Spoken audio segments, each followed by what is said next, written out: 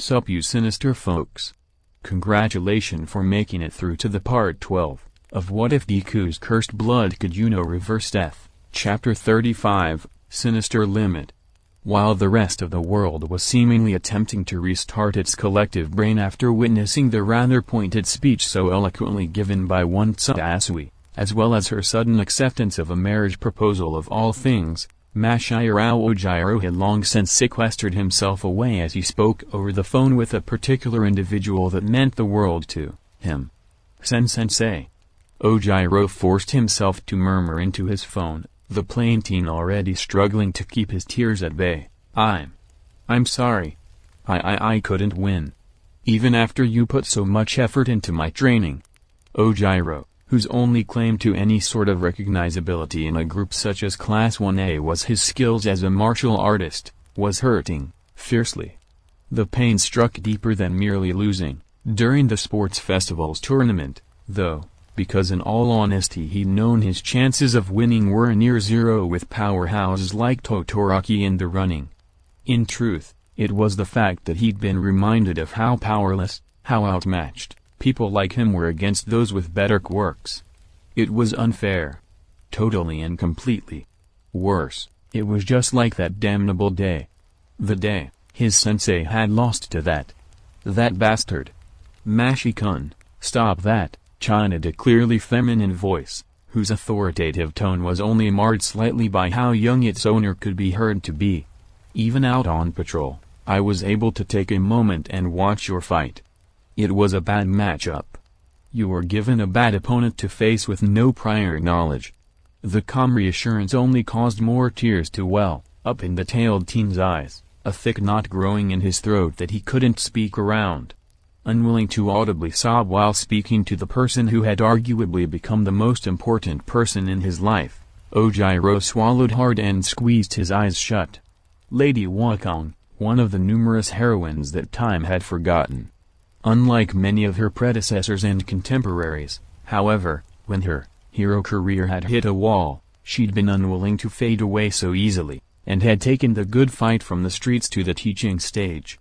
There, she'd had much better luck imparting her wisdom and teachings to eager students, individuals of all ages that required a guiding hand, and special training, to survive in a world dominated by the natural-born might of those blessed by flashy and powerful quirks. As if to set an example even in that for her students, nowadays it was only those who attended her dojo regularly that knew Lady Wakong had even been a pro-heroine for any length of time previously.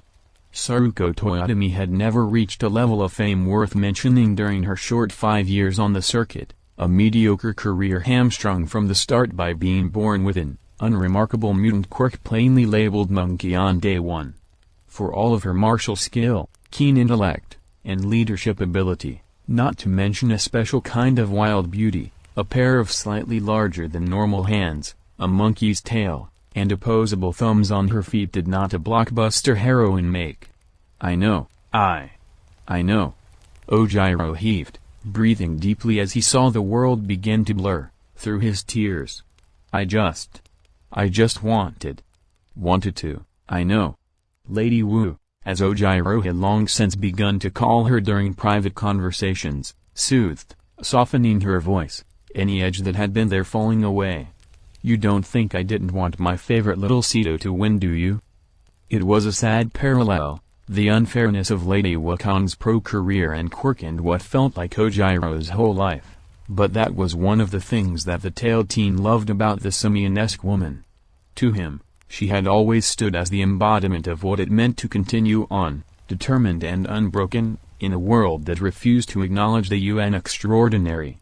Lady Wu sighed, and Ojiro pulled himself from his thoughts to refocus on the woman who'd been his rock for so long. But life is unfair, the simian-esque woman continued, voice softening even further, that's why we train so hard every day. So we have the ability to face that unfairness with strength and determination. Yes, sensei. Ojiro automatically replied, hands and tail beginning to shake as he attempted to hold in his roiling emotions. He could be strong, for her. Please, I'm in your care. Keep training me. It would be fair to say Ojiro loved his sensei dearly, perhaps far more than he should for one his age. However, also to be fair, Lady Wakon was a pro-heroine, however small time, still in her prime, not even 10 years his senior. She'd taught him everything he knew, and yet the tailed teen knew his sensei's knowledge of martial arts went mostly untapped day to day. And that didn't even begin to cover her sharp wit, bright disposition, nor her dedication to supporting her students in protecting them.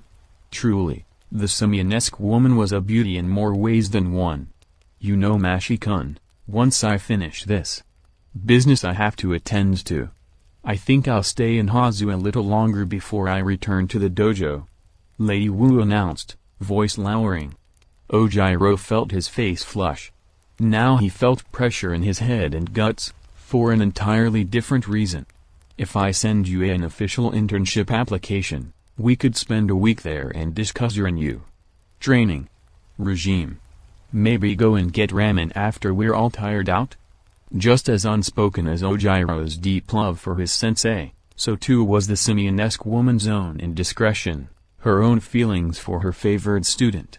Even unconfirmed as the emotions were, kept locked away by Lady Wukong's iron will, moments such as this where hints bubbled to the surface were a source of conflict for the tailed teen.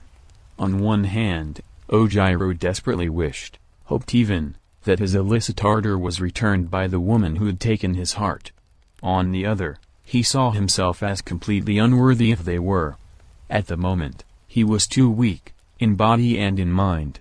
That belief was one of the major factors that propelled the plain hero in training's actions, drove him to train tirelessly to become stronger. Ojiro still gave thanks, even now, that UA had conveniently given him the perfect milestones to pit himself against as he progressed. If he could learn how to defeat dark quirk users like Midoriya and Shinsogai, he'd be that much closer to achieving his ultimate goal. One day, he'd finally defeat that goddamn bastard that shamed his Lady Wu.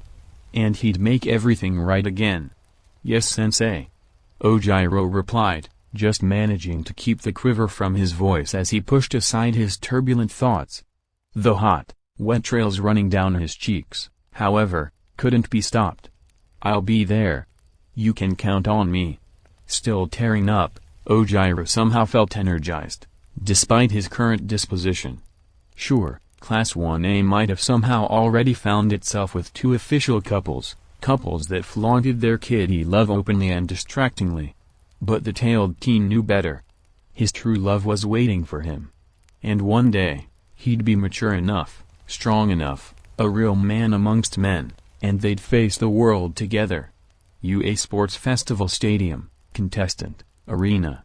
The semi-finals were about to begin, and the crowd in attendance filling the stands was as riled up as possible. Around the world every man, woman, and child willing and able had their faces glued to whichever screen they could find that could televise the broadcasted festival. No one in their right mind wanted to miss the next match. The monster of UA was taking the stage once again, and, this time he was facing the now so-called Iron Brawler that had defeated one of the scions of the prestigious Lida family. At this point in the festival, two specific types of bets were being made on the match. One, of course, was focused on predicting the winner of the fight. The other, well, that was more focused on the macabre idea of guessing what horror would be unleashed upon the world next. So far the public had witnessed a frightfully mindless undead so terrible its single opposition had only survived by a miracle and a reanimated Gaijin that had obviously been the result of a sinister Verdane absconding with a random body after two street gangs had clashed.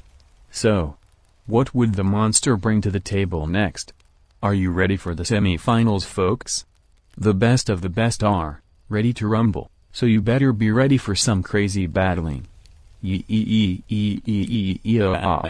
President Mick easily riled up the spectators even farther, his Gork-amplified voice so loud it rumbled through the air like thunder. Really obnoxious thunder. Regardless, cheers and applause rose up to meet his cry, rattling the stadium to its foundations.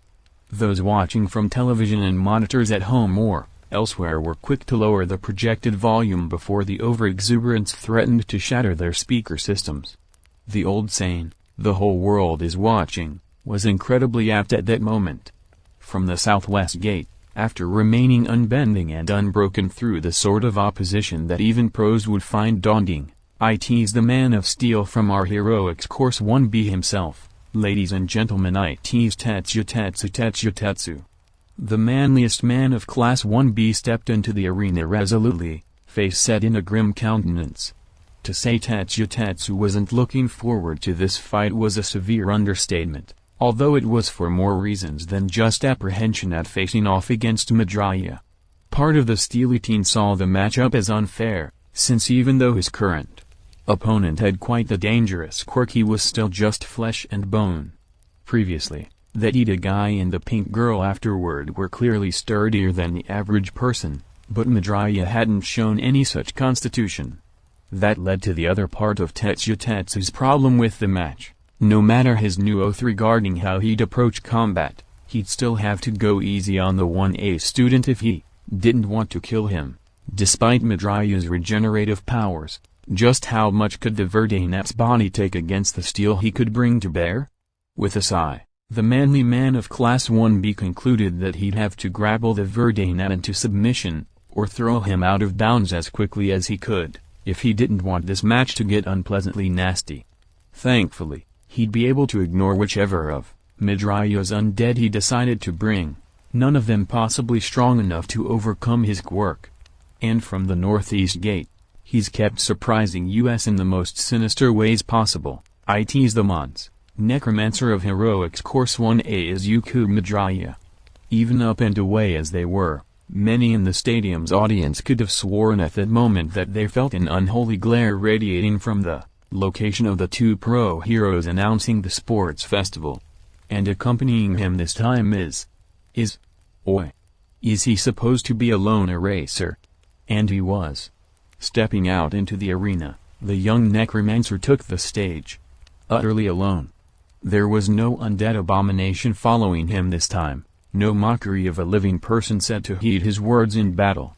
Civilians, by and large, gave a sigh of relief at the sight, assuming UA had finally decided to crack down on their monstrous student's dark potential. Conversely, most of the pros watching reached the conclusion that the boy's quirk had finally reached its limit and the Verdanat had thought better of pushing himself when it came to controlling such dangerous creatures. There might have been a misunderstanding here. Midoriya was only limited to one partner per match. He should still have. Hearing an underground hero like Eraserhead trail off mid-sentence caused a lot of heads to turn, present and abroad. UA Sports Festival Stadium, commentator press box. Aizawa glared down at the now crumbled papers he held in his hands. Those crafty bastards. There was nothing worse than bureaucrats, except bureaucrats that were legitimately intelligent to a point. The board had really put their heads together this time regarding Midoriya's handicap. Cutting through all the pretty legalese, the grizzled man understood the real purpose of the conditions presented. On the surface, Midoriya had been told he would only be allowed to bring one partner to a match. In and of itself that was reasonable and logical. After all, Tae and Saki both on the scene at once would have been overkill. Then came the condition that the Verdanat would have to switch out partners each fight if he utilized their aid. Not the most damning constraint by itself, more an annoyance really. But as the foreign proverb went, the devil's in the details. The exact words for each condition were far too loose to be a coincidence. The phrase allowed, the single use of an attached quirk-driven being for the duration of the event in question, was one such instance of ambivalence that one could take to mean various different things. It could have merely meant Midoriya could only use one partner per match. It could also have meant that Izuku was only allowed to use one of his partners a single time for the entirety of the third event. Since he'd walked out alone for this match, it was doubtless that Midoriya had figured out the trick. With only 3 partners, if he made it all the way to the final match, the situation could go one of 3 ways, and one of those was just wishful thinking. In the first possibility, the Verdanat wouldn't be allowed a partner after bringing Tae, Saki, and Lily along to one match each. The result was, doubtlessly for him to stand against Todoroki, the inevitable matchup, alone in the finals. In the second possibility was subtler. If no one had caught the vagueness of the contract until Midoriya had already brought a partner to the final match, and he then won, the board could use it to disqualify him on charges of breaking rules he himself had accepted to participate under. The third possibility was that he was a paranoid man always jumping at shadows and the board had just wanted to keep Midoriya from steamrolling the competition. But Aizawa had lived through too much, seen too much, done too much not to believe wholeheartedly that those shadows weren't just waiting for the opportunity to jump first. A stray thought crossed the underground pro's mind, wondering if Nezu knew of this latest ploy. If so, how was the principal going to respond? UA Sports Festival Stadium, Contestant Arena. Ahem. Whatever his reasoning for this odd choice, it's the remit of our referee, Midnight, to clarify Midoriya's options. Aizawa knew how to be crafty too. Even without his student's quirk accelerating his thinking, he was no slouch when it came to maneuvering a situation to the benefit of whomever he saw fit. From her place on the field, Midnight was quick to catch on to what her co-worker had done. That's right, ladies and gentlemen. The Ravnet jumped in, eager to throw her weight around now that her position in the festival actually allowed it. Midoriya may have been told he'd be forced to limit the participa. It's alright. I'll fight by myself. The interruption was spoken so softly that Midnight barely heard it. Turning to the Verdana who'd spoken, the R-rated heroine saw not the face of a teen frustrated at his unfair treatment, but the resolute visage of a young man that said there was nothing to worry about now that he was there. The board doesn't want me here, so they set me up to lose again, Izuku continued, keeping his voice low so no one else overheard him. But if that was their goal, then they should have tried harder. At that moment, Midnight realized something strange. Midoriya had said he'd fight by himself, not alone. It was a certain distinction to make, but what it could possibly mean was lost on the normally overly sensual woman. Not immediately understanding the random thought she'd had, the 18-plus only heroine quickly fell back into stewing on how one of her students was being so mistreated. Oi! Are you sure about that? The sudden shout, from a scowling Tetsu, snapped both Izuku and Midnight's focus to the steely teen. Apparently the 1B student hearing was a lot better than the Verdana had expected. I want to win, sure, but I don't want to take down someone fighting with a handicap. Tetsu shouted, further, arms just barely kept from flying through the air in disbelief and frustration. Seriously, call one of your partners if you need to. Heck, call two. Much to Izuku's pleasant surprise, there wasn't a hint of mockery in the steely teen's words. The Kirishima look-alike was apparently truly concerned about his opponent. No need, Izuku replied, smiling a grin that absolutely did not belong on the face of someone who could raise and control the undead. A hero must be able to adapt and overcome life's various struggles as they come, to win despite any restrictions placed on them, natural or otherwise. This is just another such instance I have been made to face. Tetsu felt an odd cross between respect for his opponent's manliness and shame for doubting he had such. Shaking off the pointless feelings, the steely teen regained his ironclad determination and nodded stiffly in acceptance. To the side, Midnight sighed at the sight. This was going to be a painful match to watch one way or another, but both competitors had agreed to it. The Verdana she guessed probably did so to prove some sort of point about not being a monster due to his quirk. The other's personality and pride at being a man wouldn't let him run away from any fight. Very well. Midnight announced, raising her flag. Competitor Midoriya has chosen to comply with the board's additional restrictions, and will not be fully utilizing his abilities this match. The declaration immediately earned quite a lot of heat from all sides. Surprisingly, civilians and pros alike were angrily whispering to each other and those around them about the revelation. The fact that UA board had personally involved themselves to the point of handicapping a student, regardless of the nature of their quirk, struck a nerve in many. The general consensus of these hypocrites was that dark quirks needed controlling, yes, but blatant obstruction during an event as sacred as the sports festival was somehow going too far. For themselves, the various members of the board were both enraged at being obliquely called out, and nervously squirming in their cushioned seats under the ferocious glare directed at them from a rightfully furious principal. "All right, gentlemen," Midnight called out, redirecting the rising discontent to the fact the match was about to begin. The grumbling and grousing from the stands quieted, and the Ravnet continued after glancing at the still calmly standing Verdanet. "Remember the rules, and give us a fair, but exciting, fight. Begin." Once again, Tetsu wasted not a single second the moment the battle began. The steely teen activated his quirk immediately, knowing that as long as his body was in its metallic form his opponent's blood shouldn't be able to get inside of him. With that, he charged forward, no worries about the Verdant having superhuman physical attributes present to slow him down. Even if Midoriya somehow managed to repeat the super-fast punch from his last match, what use was a fleshy fist against his steel? Staring down the living steel hurtling toward him, Izuku calmly took a ready position. Taking a deep breath, he then prodded what he decided to call his inner mind with his consciousness, fumbling about for a live connection with his quirk.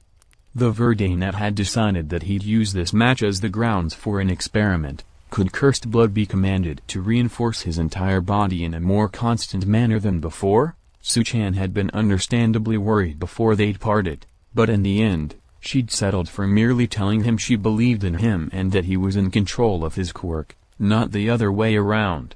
"I hope this works," Izuku muttered under his breath, already feeling his veins tingling as his subconscious desire was picked up by his quirk before he could even say a word. Cursed blood. Full rush. Time slowed, sound faded, and the world contracted around Izuku to only include himself and his opponent. Across from the Verdanet, the steel teen that had managed to get only steps away so quickly, and had readied a haymaker as well, had become so decelerated the sight was somewhat humorous.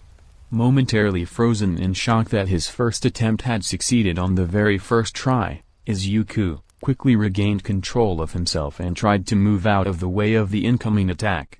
Instantly, the Verdanet found his body up against some kind of opposition, as if he were trying to move underwater. Even so, he was still able to move out of the way of the wild punch in time before it was even launched. As the decelerated Tetsu finally closed the distance, Izuku moved with and behind him, watching as the steely teen's eyes slowly widened as he realized his target had disappeared from in front of him. Readying a hand, the verdant hero in training lashed out and slapped down onto one of the 1B student's ears. Slap. To the rest of the world, Midoriya became a blur. One moment he appeared unable or unwilling to move.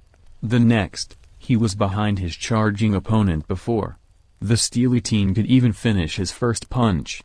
The Verdanet's own strike was also of note to those in the rows closest to the action, as they could actually hear the power behind it from their places in the stands.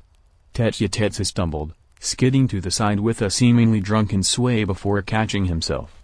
A hand of steel flew up to cup the abused ear while rapidly blinking steel eyes appeared disoriented. "Oi! Eraserhead! What did your student just do? How did he do that?" Midoriya's profile doesn't cover any abilities even close to super strength or super speed. And what's up with his eyes? Since when were they red? President Mick wasn't the only one with such questions. The entire stadium buzzed with similar. Even those among Class 1A were stumped at what they'd just seen. Who knew Midoriya was capable of such feats? Surrounded by Tae, Saki, and Lily, only Tsuha gave an affirmative nod, never having doubted her boyfriend's abilities. I don't know. But if I had to take a guess, I'd have to say it appears as if Midoriya has somehow used his quirk to turn off his body's mental limiters, allowing it to be used to its fullest potential. Such a hypothesis was unsettling to many, to say the least. Men and women with physical enhancement quirks refused to believe the underground pro, because if he were right that meant their individuality was within reach of normal people. And they themselves weren't actually that special at all. Those with more biased opinions, however, were more incensed that a mutant type was once again performing feats outside of its designation. Thankfully, anyone with even a hint of genuine medical knowledge kept their heads about them, mostly due to their educations allowing them to understand the Verdanet's new skill just wasn't within reach of the everyday person. Nor was it wise to access such a skill for long at all. As Tetsu staggered, taking a couple of steps before righting himself, Izuku took the time to gather himself as well. Damn it, that had hurt. The Verdanet's hand and arm, not to mention his legs, were screaming at him, their nerves on fire. His success had come at a cost it seemed, which meant that his time was severely limited. Time was up. With a defiant roar, the manly man of Class 1B charged forward again. When Tetsu had stepped back, his unintentional action had managed to remind him of the class-wide test 1B had taken, and how he'd failed after having his shortcomings driven home. Now, he'd learned his lesson, and he refused to allow any opponent the chance to think, to develop a strategy against him anymore. Seal had studied him while he'd attacked brainlessly like an idiot, and the faceless pro had taken him apart because of it. Unfortunately for the Steely team, this new red-eyed Midoriya hadn't stuck to his habitual boxer style. Oh well, that just meant that he'd have to adapt as well. Ugh. Izuku had stepped into the latest charge, unexpectedly ramming into the metallic abdomen of his opponent. If Tetsu's steps back had been a reminder of his lesson, then being flung over Midoriya's shoulder after having his own strength used against him was a conjuration of the entire nightmarish experience. It wasn't exactly like Seele's moves from back then, however. The Verdanet had technique, but thankfully lacked the flowing expertise the masked pro had exhibited. Crashing to the ground still hurt though. Gah! Tetsu choked out, the cry more a result of the teen's pride being reminded of his weakness than actual physical pain. But he'd trained for situations like this. Quickly, Tetsu drew one arm under himself and pushed upward, spinning as he did so to deliver a powerful strike to the ground. Boom! A cloud of debris and dust shot into the air, temporarily hiding both students from sight. Using that moment to the fullest, Tetsu stood up and got into a defensive stance. Whatever Midoriya had done to enhance himself, the steely teen wasn't sure how long his opponent could keep it up, but even so he wasn't afraid. Everything he knew about the other teen's quirk said it shouldn't have been able to make him stronger at all, just regenerate from damage and control corpses, so while unexpected the new ability couldn't last long enough to be a concern. No. What Tetsu feared was Midoriya's mind. According to Monoma, the Verdanet of Class 1A was a keen-to-master strategist, the kind of opponent that was almost his exact opposite. And contrary to popular belief, steel wasn't the perfect defense. If he was dragged into a drawn-out fight due to his opponent's machinations, the manly team knew his quirk would start to wane as his iron stores began to deplete into the red. The sound of footfalls coming from his right pulled the steely teen of Class 1B from his thoughts. There you are. Tetsu roared, swinging a fist back while aiming at where he guesstimated Midoriya's head would be in the dust cloud. He'd take him out, quickly, before he could think of any brainy plans. Boosted or not, no one could survive unscathed from what amounted to a cannonball to the face. Izuku moved, barely avoiding the hair-trigger reaction aiming to knock him out, and then, much to the surprise of his metal-covered opponent, took a full-force swing of his own. The counter was so unexpected that Tetsu didn't even think to move. Flesh against steel could only have one result after all. Blinded by the slowly clearing dust, however, it had been impossible for Tetsu to notice that Izuku wasn't, in fact, attempting to hit him with his bare fist. Boomikroak. Out of the dust flew Tetsu, rolling as his metal body hit the ground hard. When the steely teen didn't immediately stand back up, a drone zoomed in on him, its camera whirring. Those watching through the floating machine saw the stunning sight of a long and wicked-looking dent running from right above the insensate student's left ear to his chin. Meanwhile the world continued to spin for Tetsu, who'd actually felt that last strike. The explosion of pain in his skull had rattled him worse than being bodily thrown around like a little tin soldier, and nausea from a serious head wound was already setting in. Shooting a hand to the flaring agony across the left side of his head, the steely teen looked up, barely able to see his opponent through the settling dust. Eyes still a brilliant ruby, Midoriya stepped forward, a nearly pulverized bit of concrete in one hand, and a whole piece in the other. "What's with that look?" Izuku asked, barely getting through the fog that had descended on the metal boy after his last attack. "You really didn't think that someone wouldn't figure it out, eventually? That not all of you become metal when you use your quirk?" Frigid ice shot down Tetsu's spine and into his veins, his fugue state shattering. Having a major weakness of his quirk, one that he took almost subconscious pains to hide, discovered and aired in such a short amount of time. Midoriya really was a genius. And far more dangerous than people gave him credit for. "Hey," Tetsu chuffed, wobbling as he got to his feet. The steely teen retook his defensive stance, tensing to keep his limbs from shaking. "So what? I'm still going to take you down." With that, Tetsu threw himself forward once more. This time, however, even the untrained in the audience could tell the steely teen was being much more careful as he engaged. Both of his arms were now up, and his forearms shielded his face against the verde net whenever he took a swing with the rocks in his hands. Likewise, he was quick to backstep whenever the flow of combat made it Midoriya's turn to attack. The trading of blows continued, minutes ticking by. Tetsu could tell he was slowing down, his strikes slashing out less and less, but refused to stop. Midoriya, on the other hand, appeared to be having no problems dodging everything he threw at him. Then, crack! A solid blow to Tetsu's temple landed. The steely teen's vision blurred, he stumbled, and only just managed to stay on his feet. Izuku shook his head at that. He had little trouble in his current state locating and exploiting openings in the steely teen's defense, but damn it if the guy just wouldn't go down. Even hitting him where it hurts didn't drop him. It was honestly impressive. Around the two students, the audience cheered.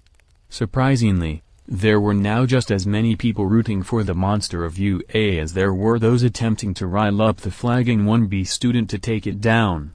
Midnight found herself conflicted, on one hand glad to see some idiots could learn, while on the other disheartened that the aggression against a student of hers was still persisting. Surely such vitriol and hate would dampen anyone's fighting spirit. Except, Midoriya didn't seem like he was paying the stadium's audience any mind at all, the cheers or the jeers. The R-rated heroine couldn't help but wonder where such resilience had come from, what struggles the Verde Net had already suffered through to find such things as more of an annoyance than anything else. Looking at her, other student, it was clear to the Ravnet that Tetsu was trying really hard to keep in the game. He'd stood back up from every blow Midoriya had landed, but just couldn't find an opening to land a single punch of his own.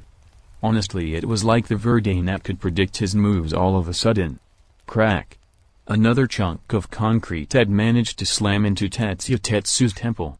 The steely teen almost vomited, not even caring that he lurched back this time away from his red-eyed opponent. He looked up from where his hands had shot up to cover his aching head, but couldn't focus. The world was swimming. Keeping his enhancement up was proving difficult for Izuku, but at the very least, it made it reading Tetsu a piece of cake.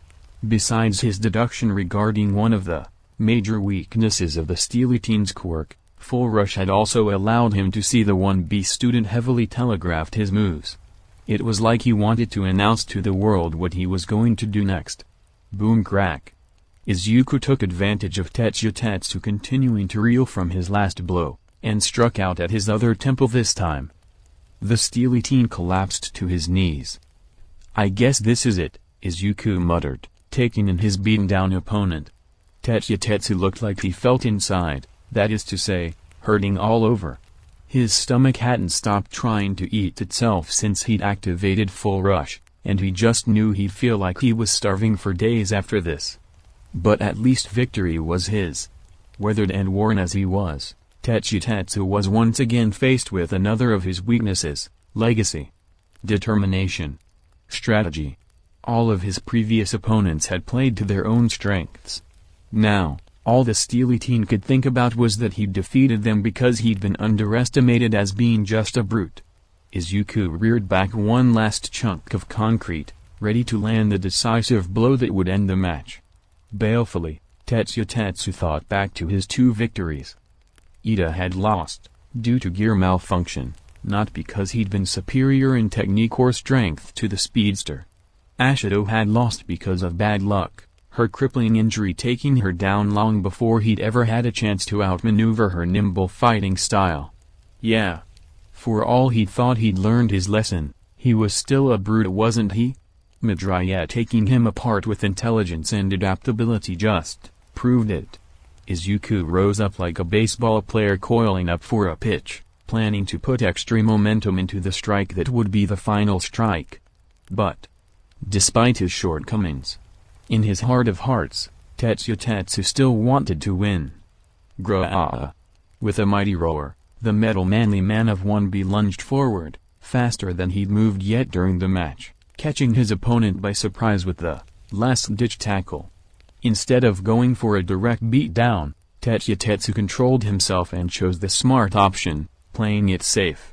Tetsu knew that Midoriya was too smart to fall for any normal strategy. With that in mind, he pushed hard, grappling the verde net against his shoulder as he aimed for the edge of the arena. Tetsu grit his teeth as he struggling against his captive's resistance. Midoriya was lithe, not built for fighting in a contest of raw strength even boosted, and this way he also avoided the risk of getting the verde net's blood on him. It was his best chance to win. No matter how much it galled him that he'd have to settle for a ring out instead of a knockout. But he knew he had to start fighting smarter, and this was one of his first steps. Izuku flailed, only having seconds to comprehend the sudden situation he found himself in. Tetsu had managed to recover a hell of a lot faster than he predicted, not to mention then moved so quickly that his increased perception hadn't been able to give him the advantage he'd already grown used to. Now it was obvious the steely teen was planning on throwing him out of bounds. Honestly, overcoming such a debilitating state as he had made the verde net's respect for his opponent increase dramatically. It was clear that the other hero in training was putting his all into the match, even going plus ultra in his own way. A twinge of self-recrimination shot through Izuku at that thought. He'd been in the wrong believing that Tetsu would be defeated by simple strikes to the head coupled with his unexpected increase in strength. In that, he'd underestimated his opponent. Just like every person who'd ever dismissed him out of turn without truly knowing him. It made the verde net feel a fair bit of guilt inside. Even so, I don't want to lose, Izuku internally screamed as some sixth sense felt the edge of the arena get closer and closer. Between one furious blinking of sudden bloody tears and the next, the world disappeared for Izuku, and a memory filled his vision. He was watching an ancient recorded wrestling match, some American show from the pre-Quirk era. The wrestler he was cheering for was rather small in comparison to his opponent, if still muscular in his own right. The other wrestler, however, could have easily been described as a mountain of muscle, easily an intimidating sight in a world before quirks. Izuku suddenly realized this memory wasn't his. He remembered the day his little family had watched this show, and he'd been in the kitchen helping his mother while the zombie girls had been watching the television. Saki had been cheering loudly, as he saw her doing now. Lily had been in the corner cuddling a newly bought plushie, just as she was at present, and before Izuku could consider the implications of being unable to see his oldest partner, the match on the television continued. The might of the mountainous wrestler proved insufficient to handle the agility and acrobatic prowess of his smaller foe. It was impressive to watch, almost difficult to believe, as the shorter, quirkless man blatantly seemed to defy gravity with his showy moves. Then, it happened. The smaller man was put into a grapple much like he had just been. In the blink of an eye, The wrestler had executed a flashy move, completely reversing the situation. Another blink, and Izuku had returned to the present. And Tetsu had delivered them to the edge of the arena. Hiya! With a mighty bellow, the steely teen put his everything into tossing his opponent, only to find that the wily Verdanet had one final trick up his sleeve. Izuku grabbed the metal arm closest to his hands, shifting his weight with a jerk to redirect his momentum. Lacking any training at all in what he was attempting to do, the Verdanet opted instead to consciously force his legs into position, trapping Tetsu's neck between them. Letting go of the arm heat, grabbed, Izuku crunched, swinging his upper body from one side to the other, transitioning all of the momentum he'd kept up into throwing himself back into the arena. Tetsu, however, found himself completely off balance, the redirected kinetic force from Midraya's sudden move carrying his body forward despite his efforts to dig his heels in. Before he could stop himself, concrete turned to air, which quickly turned to grass. The steely teen was out of bounds. New UMPH. Tetsu's cry was cut off as he landed heavily, his steel body creating divots in the ground. And Izuku Midoriya wins by ring out. Midnight shouted, no less amazed than any other person watching the match. The Ravnet could hardly believe how down to the wire the whole thing had become. A disjointed cheer rose up from the stands, more than the young necromancer had received previously, but still far less than any other of the sports festival's competitors. There'd been many who'd expected the hardy Transformer to be able to put an end to the Dark Mutant menace, even in the face of evidence to the contrary. Now that the monster of UA had won again, it seemed that there was going to be no way to stop him. But among those who did cheer, that was a head scissor. Saki shouted out as loudly as she could, startling everyone around her with her sudden exuberance. The boss is such a badass. Even more than I'd thought. Way to go, bossman.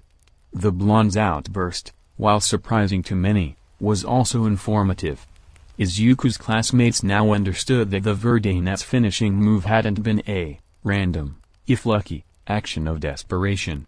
Instead, he'd used what must have been a well-studied technique for him to pull it off in the heat of the moment. Truly, the Emerald Necromancer's breadth of knowledge was terrifying to consider. While Class 1A chattered over another revealed skill of their classmate, around the world many watchers weren't as lucky as to have the technique explained, and didn't recognize it from any other kind of acrobatics. However, there were a handful of countries in certain parts of the world where pride in over millennia of tradition had just reawakened in the face of Izuku's match. Mexicans, American descendants of wrestlers from the pre-Quark era and their fans, and a few other scattered groups had just been reminded of their heritage. "No. Te," grunted as she stood from her seat, next to the undead Ravnet. Sue didn't understand the grunt herself, but could clearly recognize that the oldest of her boyfriend's partners was worried. "Lily agrees." Lily chirped, standing as well. With Momo having sequestered herself in her prep room already, the littlest zombie had no problems getting up. "You got a point." Saki agreed, suddenly somber as she stood up as well. "The boss is going to need us. Like right now." Without a word, Saki joined the undead trio as they left 1A's seating area and made their way into the tunnel system leading down to the arena. The frog girl noticed the usually calm zombie girl's haste, but decided against questioning them. Izuku had fought with great ferocity after all, and used some new ability on top of that. It was obvious he'd need nutrients right away. And congratulations were in order anyway. In the l.o.v bar, Tomura Kuragiri, dressed in his fashionable bartender fare as was the norm, rumbled to his charge, "What is the term used for a character that can heal, but also participate in fighting?" There was clear unease in the bartender as he spoke, though his question was entirely valid at this point.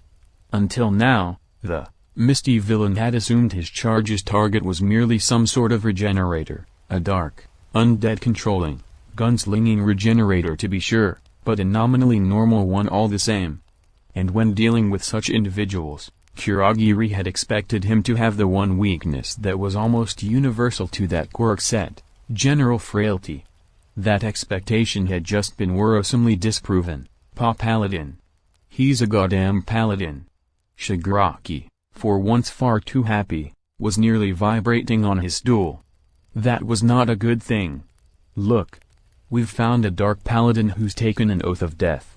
Kurogiri did his best to ignore the implications of his charge's words, instead doing his best to focus on the remainder of the sports festival.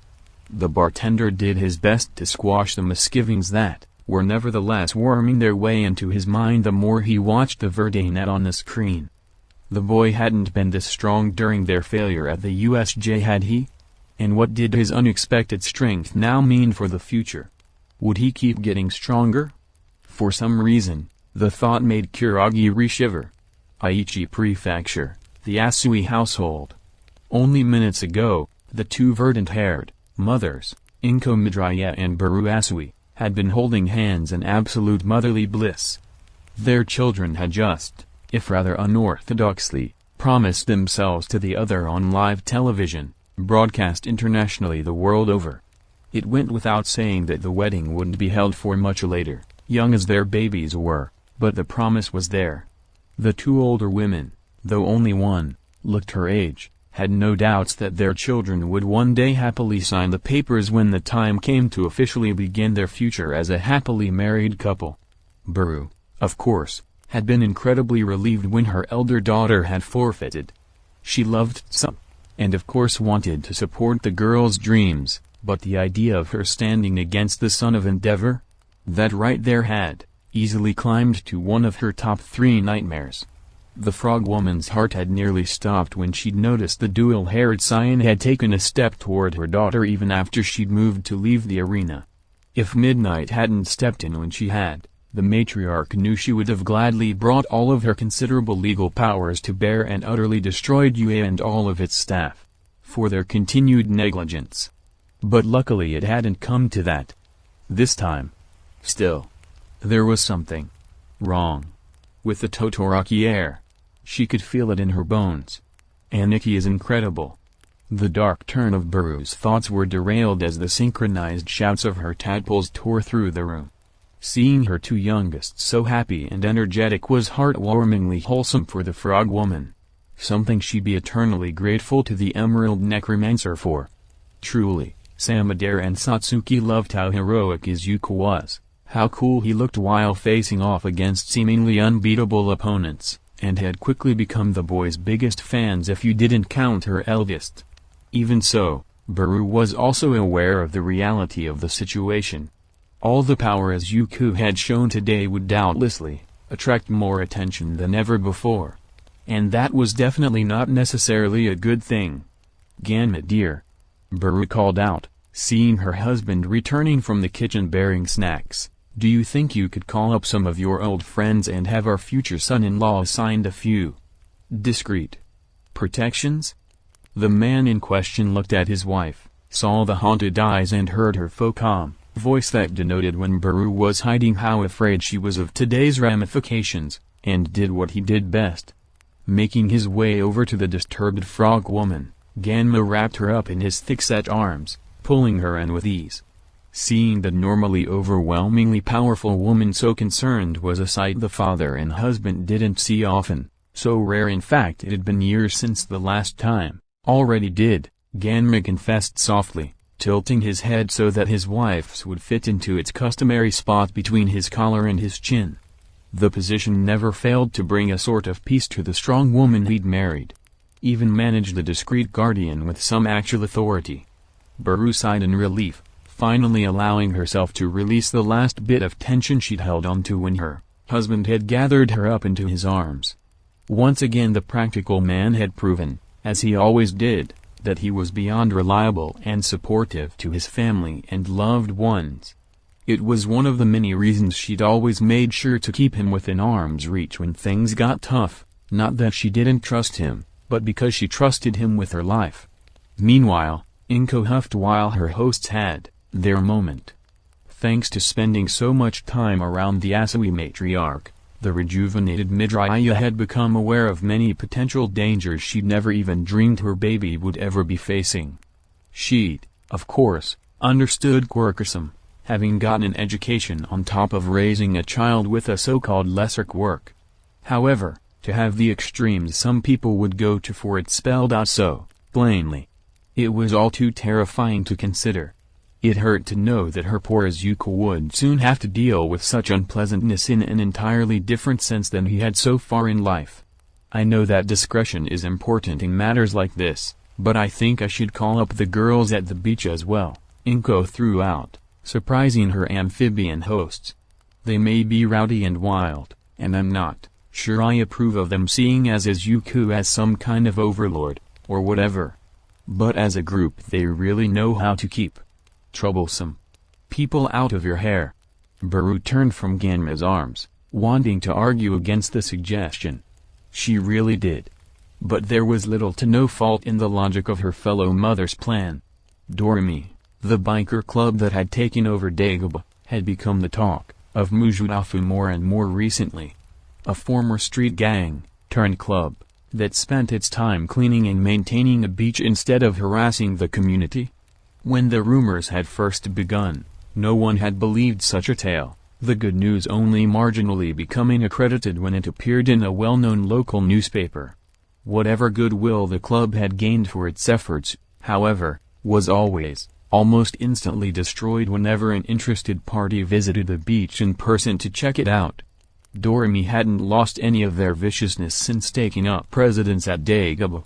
Indeed, considering the beach their turf had made many of the girls almost authoritarian in managing it.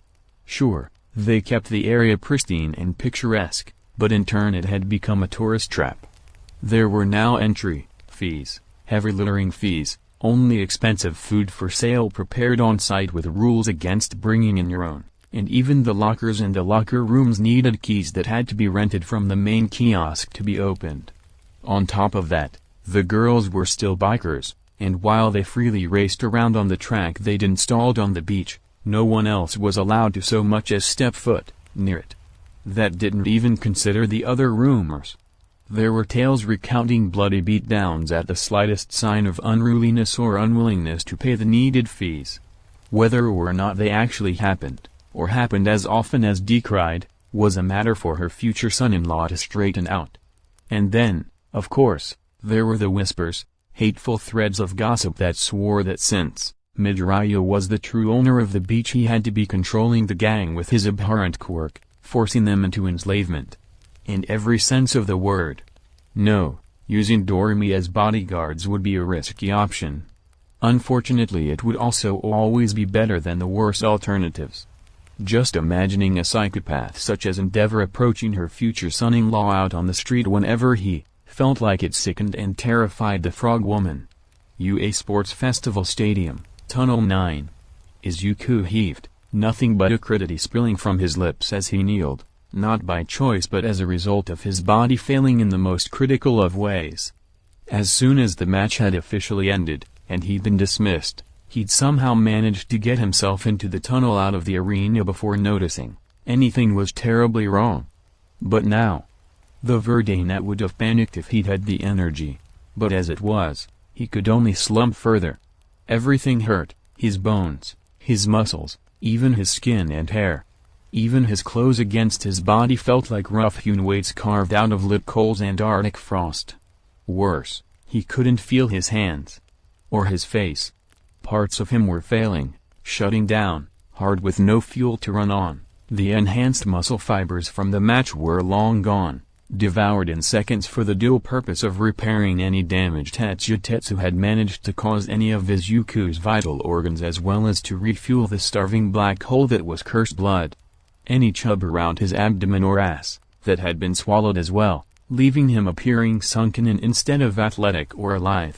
Worse, even his bones felt frail now. Knowing that cursed blood wouldn't allow him to die from all of this suffering was precious little comfort to Izuku in the moment.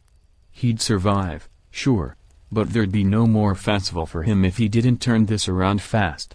Summoning all of the erstwhile determination he'd exhibited from the previous ordeal he'd just faced, Izuku pushed his will into raising an arm, moving a leg, anything. He just needed to get to a vending machine. Faintly, Izuku felt the weight of his will boil down through his shot nerves and flagging muscle. His hands twitched. But that was it. Izuku Midoriya had finally reached his limit. As he laid there, limp as a rag on the floor of one of UA tunnels, the Verdanet almost chuckled at the absurdity of it all. At least now he knew, for sure, the true extent of his capabilities. He would never be superhuman, it seemed. It was clear that his body wasn't able to tolerate the insane amount of strain such power produced without serious repercussions. Cursed blood may have been powerful and versatile in its own right, a jack of all trades of a sort, but as such, it was a master of none in the end. If he wanted raw, overwhelming strength, then he'd have to be content to only using the enhancement in short bursts instead of as a sustained ability. At least he could say he was learning. Izukun. Boss. Onyai-chan. Garg. Just like that, 4 angels descended upon Izuku after rounding the nearest corner of the tunnel he'd collapsed in. In the arms of these divine beings were the treasures of heaven itself, and never in his life had the Verdanet ever been happier to see piles of junk food headed toward him before. UA Sports Festival Stadium, Contestant Arena.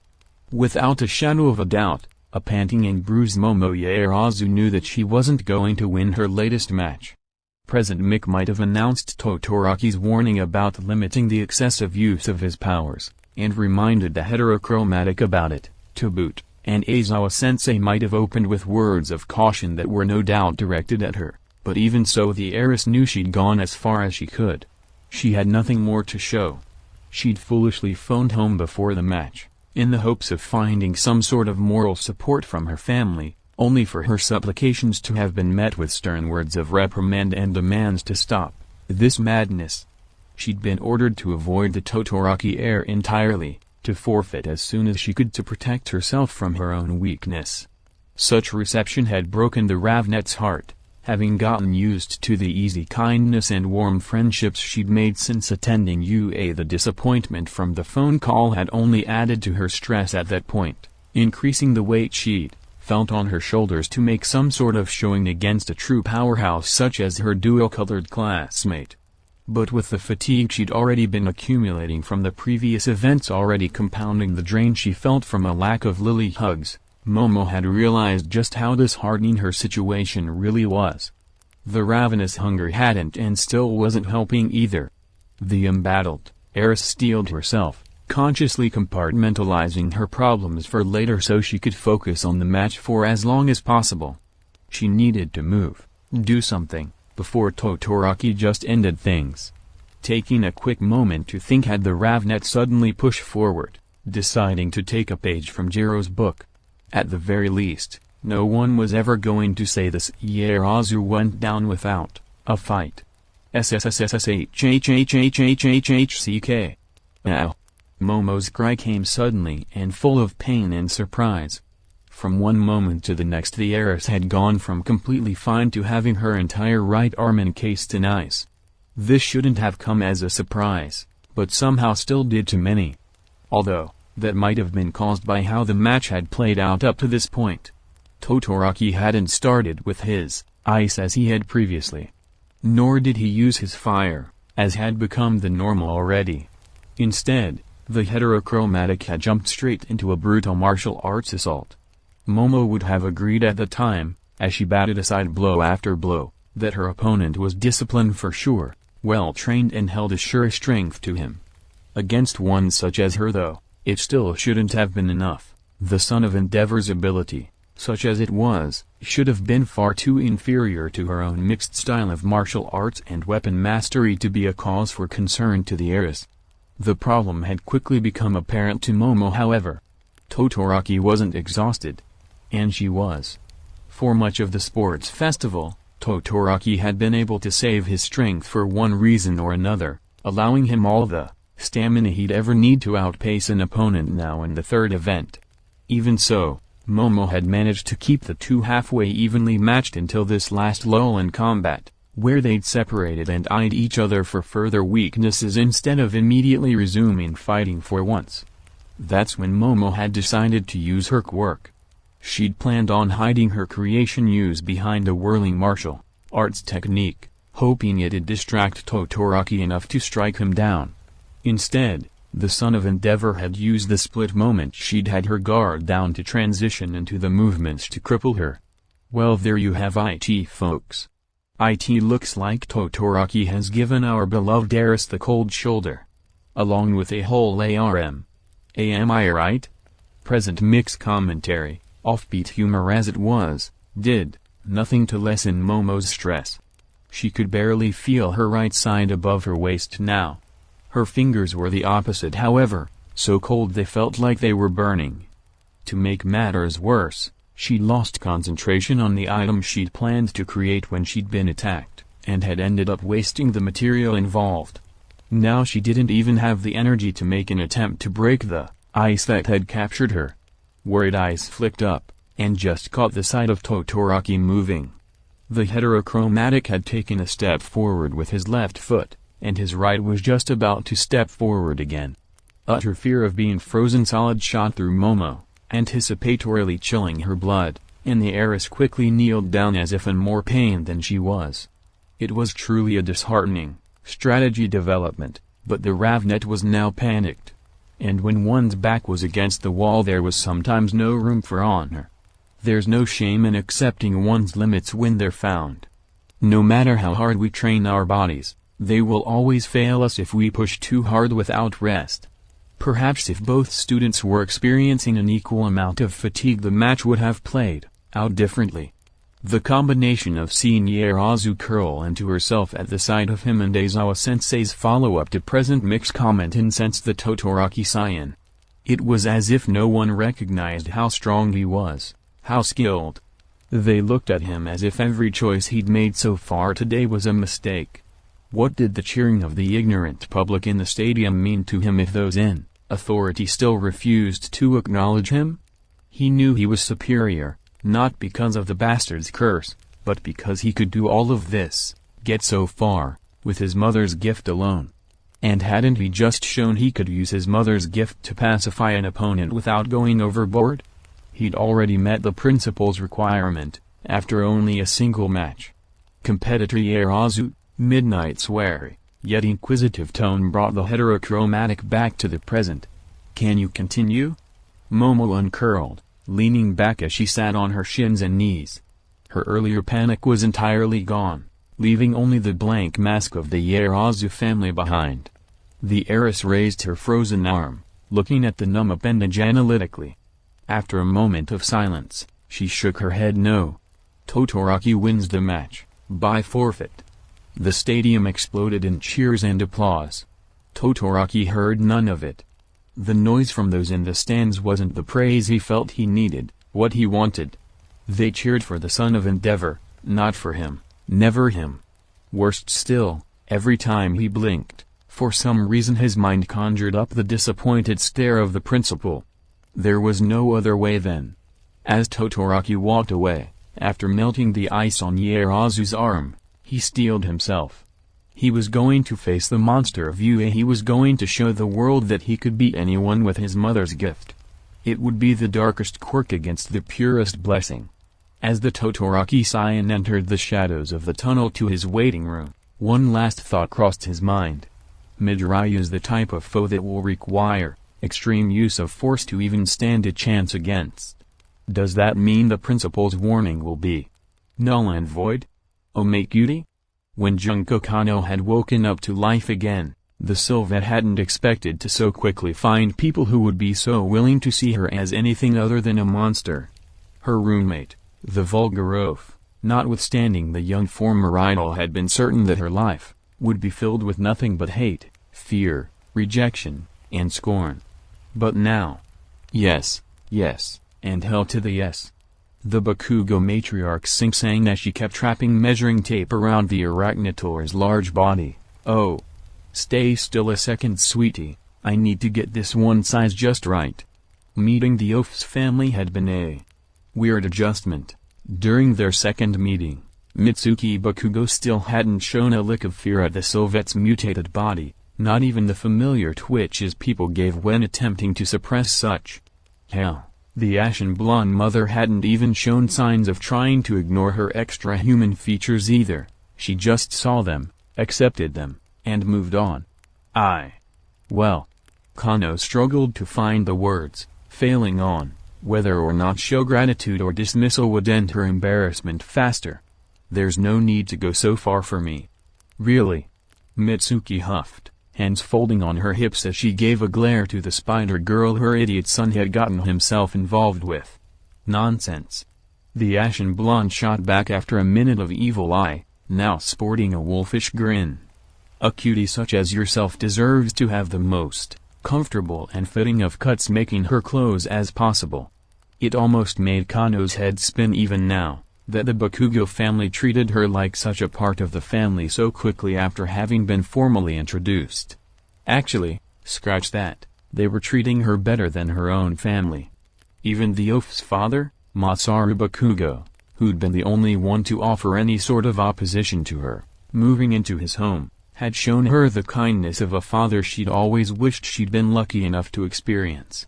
And to be fair, the exceedingly calm man's real problem had only been a desire to keep a cutie such as her from having to suffer his bombastic son's attitude for too long too soon. That well-meaning motion had been shot down, however, as soon as it had been clarified for the bespectacled man that the two were already sleeping together. In the same room. As roommates. Are you sure your husband will be alright? Kano asked suddenly, though not for the first time. Masaru wasn't the problem now, of course, she was just extremely self-conscious. I mean, I look like this, you know? Won't he lose his job if he's seen with me? The ashen blonde merely shook her head, a weak smile on the woman's still youthful face. Don't worry about that, sweetie, you're actually the reason he's getting a raise soon. Mitsuki assured as she continued to check each of Kano's 8 legs individually and with skill. Now, relax a bit, will ya? I need to see how far and wide your legs spread when not tensed under any stress. Kano grimaced but looked away so the woman measuring under her couldn't see. The Sylvet knew that the ashen mother meant well and that the Bakugos, as a family, were working for her benefit. Even so, knowing that the two adults valued her silk so highly made her feel almost completely divorced from her dreams of becoming an idol. Not that she'd ever become a proper idol now. But it was still a sad reminder as to how things could have been. You're gonna look so adorable in one of my husband's dresses. Mitsuki began to gush in absolute delight, and you'll make a perfect centerfold for one of the magazines too. Although the lack of shoes might wait. Kano shouted, interrupting as soon as she halfway processed what the ashen blonde had been saying. The Sylvet desperately attempted to grasp onto how the situation had escalated beyond all normality and comprehension so quickly. What dress? What magazine? Mitsuki blinked up at the startled arachnitor that now looked shocked into a stupor of some sort. Had no one told her? Surely she'd strong-armed that idiot brat of hers to let his roommate know what the plan was. Right? The fashion magazine my husband designs for?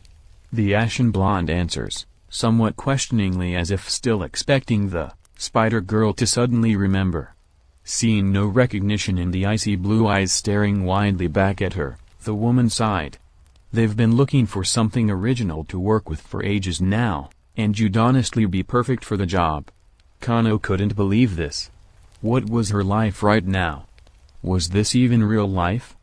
You might not be able to be a conventional idol anymore with those bigots up top, calling the shots over there, Mitsuki continued, sneering to the side at the mere thought of the forkers who'd ruined more than one good young woman's life for truly asinine reasons.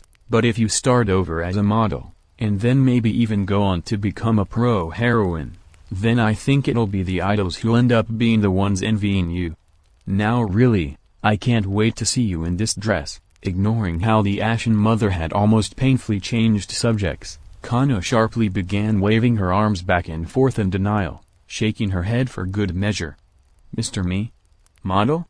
The arachnitor sputtered, trying and failing to imagine herself strutting out on a catwalk she could barely fit onto anymore. What made you two think that would be a good idea? Indeed, whatever mental image Kano could conjure up was utterly nightmarish, to say the least. Spiders weren't cute, beautiful, or anything close. Her fears of Masaru being summarily fired as soon as he introduced her to the magazine's photographer suddenly felt a whole lot more valid. Because you're a cutie. Junko Kano was beginning to realize that all of the Bakugo family were insane. But as Mitsuki buzzed around her merrily and she began to hear the telltale cursing of the oaf coming back down the hallway from where their handler Bo had taken him for their scheduled appointment, the Sylvette could be forgiven if the smallest and most precious of smiles stole across her face. Just for a moment. Omequos of a father. Masaru Bakugo sighed again as he slumped at his desk. Today's sigh was the first in a long while that was of relief, however, instead of utter despair. I can't believe it's almost been 6 months already. The tired man murmured, looking at the blocky date staring back from his monitor. Am I even ready to have him back home yet? The shaggy brunette could still remember the day his world had come apart at the seams, when he'd come home and heard about what had happened at UA. He should have known the instant he'd seen Mitsuki and Katsuki both sitting there at the table, downtrodden and silent, that something was horribly wrong. Even so, the pure shock had almost killed him. His son, his loud-mouthed brat, who he'd changed the diapers of when he'd been little, who he'd taken to the park on his off days years back and snuck bakugo to and taught to cook, and his son, his hot-headed boy, who'd refused to listen to his life lessons on kindness and moderation, who'd scoffed at his stories of goodwill and penance and railed against warnings of pride and wrath. Katsuki had gone too far. His Katsuki had attempted to murder the adorable little Midoriya boy, the one who'd always wanted nothing more than to help everyone he could, because he couldn't be a man and take a defeat with dignity. And to make the matter all the worse, 2 other completely innocent souls had been caught in the crossfire. Maybe I should have been at home more? Masaru mumbled, dragging a hand over his face while looking at the family picture sitting pride of place on his desk. No one really looked happy in it. Why did he even have it there then? Did I become one of those deadbeats who gets too absorbed in their work to be a good father? Have I even been a good husband lately? Speaking of, he also remembered how when he'd first listened to Mitsuki recount what had happened, something hadn't added up to him. His woman, the one who'd hunted him down and taken him as a prize for herself, was an Amazonian champion. Nothing could get her to back down, for better or worse, and that personality probably could have intimidated a pro hero into submission if anyone had ever asked him. But there she'd been, meek as a mouse and just as quiet. It had disturbed him almost as much as what Katsuki had done, if for entirely different reasons. Where had he been when his wife had changed, lost her fire? Had it been sudden? Before he'd had time to worry more about Mitsuki's out-of-character behavior, she'd managed to spit out the names of their son's other victims. I must have royally screwed something up for him to have ever done something so idiotic and just plain psychotic. The second son of the Ida family and the firstborn of the Asui. When both names had been dragged out into the open, Masaru had known his family had been thoroughly screwed. Not 1, but 2 separate times of society had been poked in their most sensitive of areas by his son, at the same time. To say the families in question could have utterly destroyed his own near instantly was a true understatement. Keeping things under wraps had been his first priority the day after the first official notice had reached him, but unfortunately, news of his boy's crimes had reached his bosses faster than dawn itself. Hours of meetings had boiled down to a handful of options, all in part thanks to years of hard work and having gained a reputation for being a decent human being. But they'd all been bad one way or another. His more conservative seniors had advised him to divorce Mitsuki and disown his wayward brat first. As if that would have solved anything, merely left him bitter and alone. Then there'd been the advice from the more moderate persons to settle the whole affair out of court. A wise choice perhaps, But Masaru had known right off the bat that he couldn't afford to play ball against the likes of the Ida and Asui. Then there'd been the last alternative, from Old Man Nigai, do nothing, lose everything, and kill himself to regain some familial honor before the wrath of the family's baying, for his blood came for him. Thank the gods for little Izuku and his bottomless heart full of kindness, Masaru said, as his eyes trailed over a newspaper clipping he'd kept. The scrap proclaimed the Verdeinet's name minutely under the more blaring headline concerning the assault on the final judge. I really need to send him a present at some point, and soon. Before we move out to our new home. The tired man blinked away the tears that threatened to fall. It hadn't been exactly the biggest of surprises to the shaggy brunette to hear that his family's salvation had originated with Izuku, and not some so-called mercy from the Asui or Ida. The gods knew what kind of mercy those two families were accustomed to doling out, and it was to the last always better described as quick and painless, death than forgiveness and a second chance. So yes, he'd gladly accept that he owed the young Verdeinet his life. And now, he could get that life back on track, so it was worth something again. Learning that Katsuki had, after all his brat had done and the break he'd suffered, somehow still managed to land a cute girlfriend while sealed away at Siriita Institute of all places had come, as quite the shock, but a welcome one. It would have been remiss to ignore that the young woman was a mutant though. However, that had never really bothered Masaru even in his younger days. That mindset had helped him greatly in life actually, and Kano's perfect mix of unhuman and model-ready looks had instantly given her the ability to cover all the prerequisites required to become a great model for the new project. Indeed, when Masaru had shown the Sylved's picture to an editor he'd known had been assigned to the new project, she'd agreed to give him a chance. If he could promise to bring Kano with him. He'd focus on fashion for extreme mutants, part of a new magazine aimed at selling more toward those who'd never be able to hide their mutations and had been oppressed for too long. The promotion had included an older, traditional-style home, which turned out for the better as well. His soon-to-be daughter-in-law, no matter what Katsuki said, looked like she'd feel more at home with the proper amount of space to move around in. Now, they just had to get to Osaka without anything else going wrong. Chapter 36, Sinister Showdown. All right, gentlemen. Midnight called out, idly, noticing that only Madrya had deigned to give her his attention. Remember the rules. True heroes uphold and follow society's rules and laws. Do not aim to kill. You're training to become heroes here. Begin. This was it, the end of the road.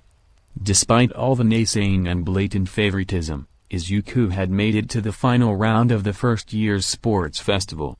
If he were honest with himself, he hadn't really expected to get this far, only make a good showing to piss off the bigoted assholes who'd been pulling strings behind the scenes. Showing the world at large a portion of his quirk hadn't hurt too much either, at least now the dark mysticism surrounding him might start to dissipate now that everyone had had a chance to see his scary mutant quirk.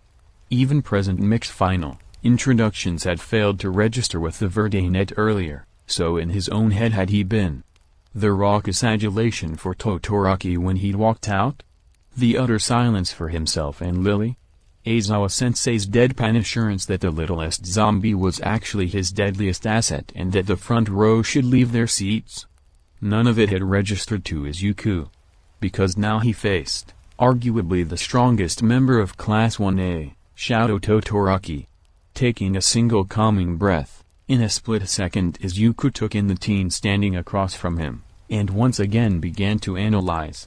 Todoroki was in pain, true, deep, emotional pain, that much was obvious. The heterochromatic had been far more detached throughout the day than normal, in fact, he'd seemed to deteriorate the farther the festival had gone on. A bad situation had just kept getting worse, and now it might be too late to turn it back. Izuku felt like punching himself. If he'd been less emotional himself when Todoroki had revealed his past, instead of selfishly comparing it to his own, he might have been able to think clearly enough to have done something, said something, better than what he had. Unfortunately, due to his own actions, Now whatever divide that had been separating Todoroki from him and everyone else had grown into a notion. Reaching out to his heart would be nearly impossible now. Before Izuku could continue his analysis and self-recrimination, Todoroki moved. Had he been facing any other opponent, SHOTO knew he would have taken the time to open with a speech of some sort, reaffirmed his personal oath, maybe even explained why he couldn't afford to lose. Once having reached the final round, he'd always planned to reveal why claiming victory with his mother's gift alone was all that mattered to him. But now he faced off against an opponent that had proven far too dangerous for such indulgences. Any chance to think, to adapt, to use the tools at its disposal would give his one last obstacle too much to work with. And that wasn't even taking into account the diminutive undead that also stood in his way. The pale brunette's quirk was almost a bigger hazard than his opponent. The dual-haired teen could still feel the phantom aches it had caused as a result of Aizawa-sensei's disruptor acclamation drills. "This ends now," Todoroki shouted as he stomped his right foot onto the ground. "I'm not giving you a chance to get in my way." Multiple spikes of ice shot up from the ground at wild angles around the heterochromatic, the longest and sharpest of which were all trained at his opponent.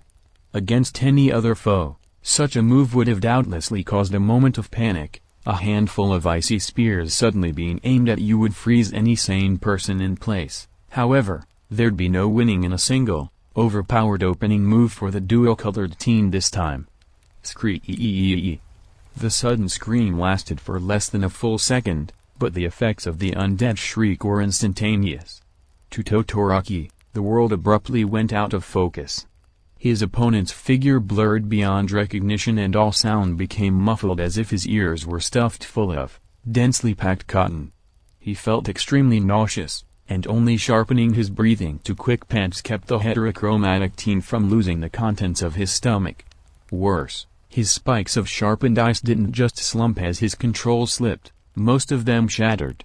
Without his mother's quirk to sustain them, the constructs were left fragile, easy prey for the vibrations of the screech that could somehow hit just the right frequency. The Son of Endeavor wasn't the only individual affected, however. Off to the side, Midnight had been forced to lock her knees stiff just to keep the sudden weakness in them from causing her to pitch over.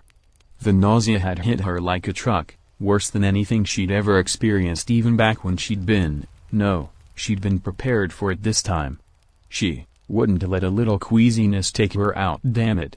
Sitting up in his observer's chair, however, Cementos had to deal with his first real exposure to dissonant song in stoic silence. The blocky literature teacher clenched his teeth, fighting to keep the queasy feeling rocking his normally solid stomach down. The pro hero had never been more appreciative for a set of earplugs in his life. As soon as the festival was over, he'd be happily slipping Eraserhead a bottle or two of melatonin for passing along the abilities of Midraya's zombies earlier in the year. UA Sports Festival Stadium, Contestant Arena, front row seating. What the hell was that? Endeavor managed to growl out while gripping the railing in front of him for dear life. The moment he'd heard that horrible noise, the number 2 hero's fires had snuffed out, his knees buckled under his not-so-insignificant weight, and his vision had doubled on top of blurring. Then, as he'd struggled to stand up, wave after wave of nausea had hit him relentlessly. Just how in the hell was his masterpiece even still standing after bearing the brunt of such an insidious attack? Completely beneath the flame hero's notice, a certain duo had collapsed, their world spinning out of control and their ears ringing louder than a pair of steam engines. Beside them, a certain catboy sighed in exasperation as he looked over the two, even as he steadied his own wobbly self against the wall. By all the quirks that were good and holy, did he hate disruptors? UA Sports Festival Stadium, commentator press box. Now ain't that a sugar-coated nuke? Even from their position high above the stadium's crowd, both present Mick and Eraserhead could easily hear the groans caused by the former's latest pun. Of course, most of those with front row seats were in pain for an entirely different reason. Almost every single person, man or woman, young or old, had their hands clapped to the sides of their head in pain. Only now were they, seeming to realize that they should have taken the underground hero at his word and left their seats earlier, like the pros who'd been sitting with them had. The longtime friends watched as the youngest Todoroki wavered for a moment. If he tipped over now, the match might as well have been over. The dual-haired teen spread his stance, doing everything he could to center himself. Wham! Only for Izuku to leap forward and land a solid punch right to his scarred face, rocketing him back to roll along the ground. "I don't need you to give me a chance," the two pro heroes heard Izuku say through the video feed from the nearest drone. The Verdanet slowly stepped forward. "Like most of our classmates, I'd rather give it my all and make my own." Hisashi could only stare as Todoroki struggled to stand. He'd known the little undead listener packed a punch, but this was insane. He glanced at Aizawa, but the gruff man seemed to be entirely focused on the battle down below.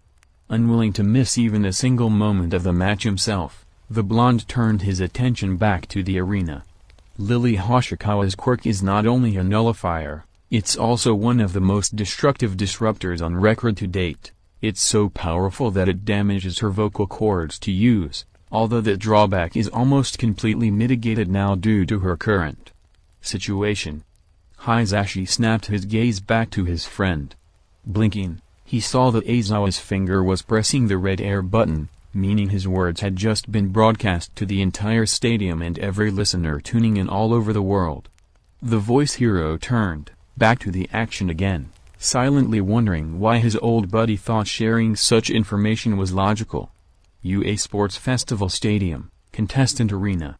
Todoroki struggled for a second more, his entire body inside and out aching.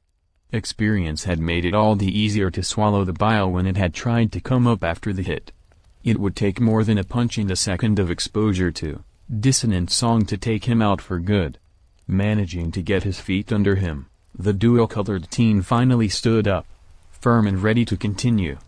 The crowd, those not incapacitated anyway, went wild. "If you think that's enough to stop me," Todoroki growled, unable to keep his bubbling anger locked away for a moment, "you're dead wrong." He readied a fist of his own, charging forward. Wham! Quick as a flash, Izuku had stepped into Todoroki's charge instead of backing away and hammered another not-so-light punch into his face. Then he pulled back his other fist. Wham! Todoroki, having been momentarily stunned by the power and precision of the first strike, now returned to the ground once more, ragdolling half a meter back. To his credit, the dual-haired teen had the presence of mind to roll into a kneeling position afterward, lifting his arms into a defensive position. Around the two combatants, murmurs were breaking out amongst the public. Many had expected the monster of UA to fight with the ferocity due his epithet, but they'd also expected the Todoroki scion to be able to fight back and take control of the match fairly easily. An instant win might have been out of the question, but the near beatdown they were witnessing was pulling at the already frayed edges of their collective mindset. Just how was one as blessed as SHOTO Todoroki struggling against a mere mutant? Ever so slightly, true seeds of doubt began to take root. UA Sports Festival Stadium, Class 1A seating box.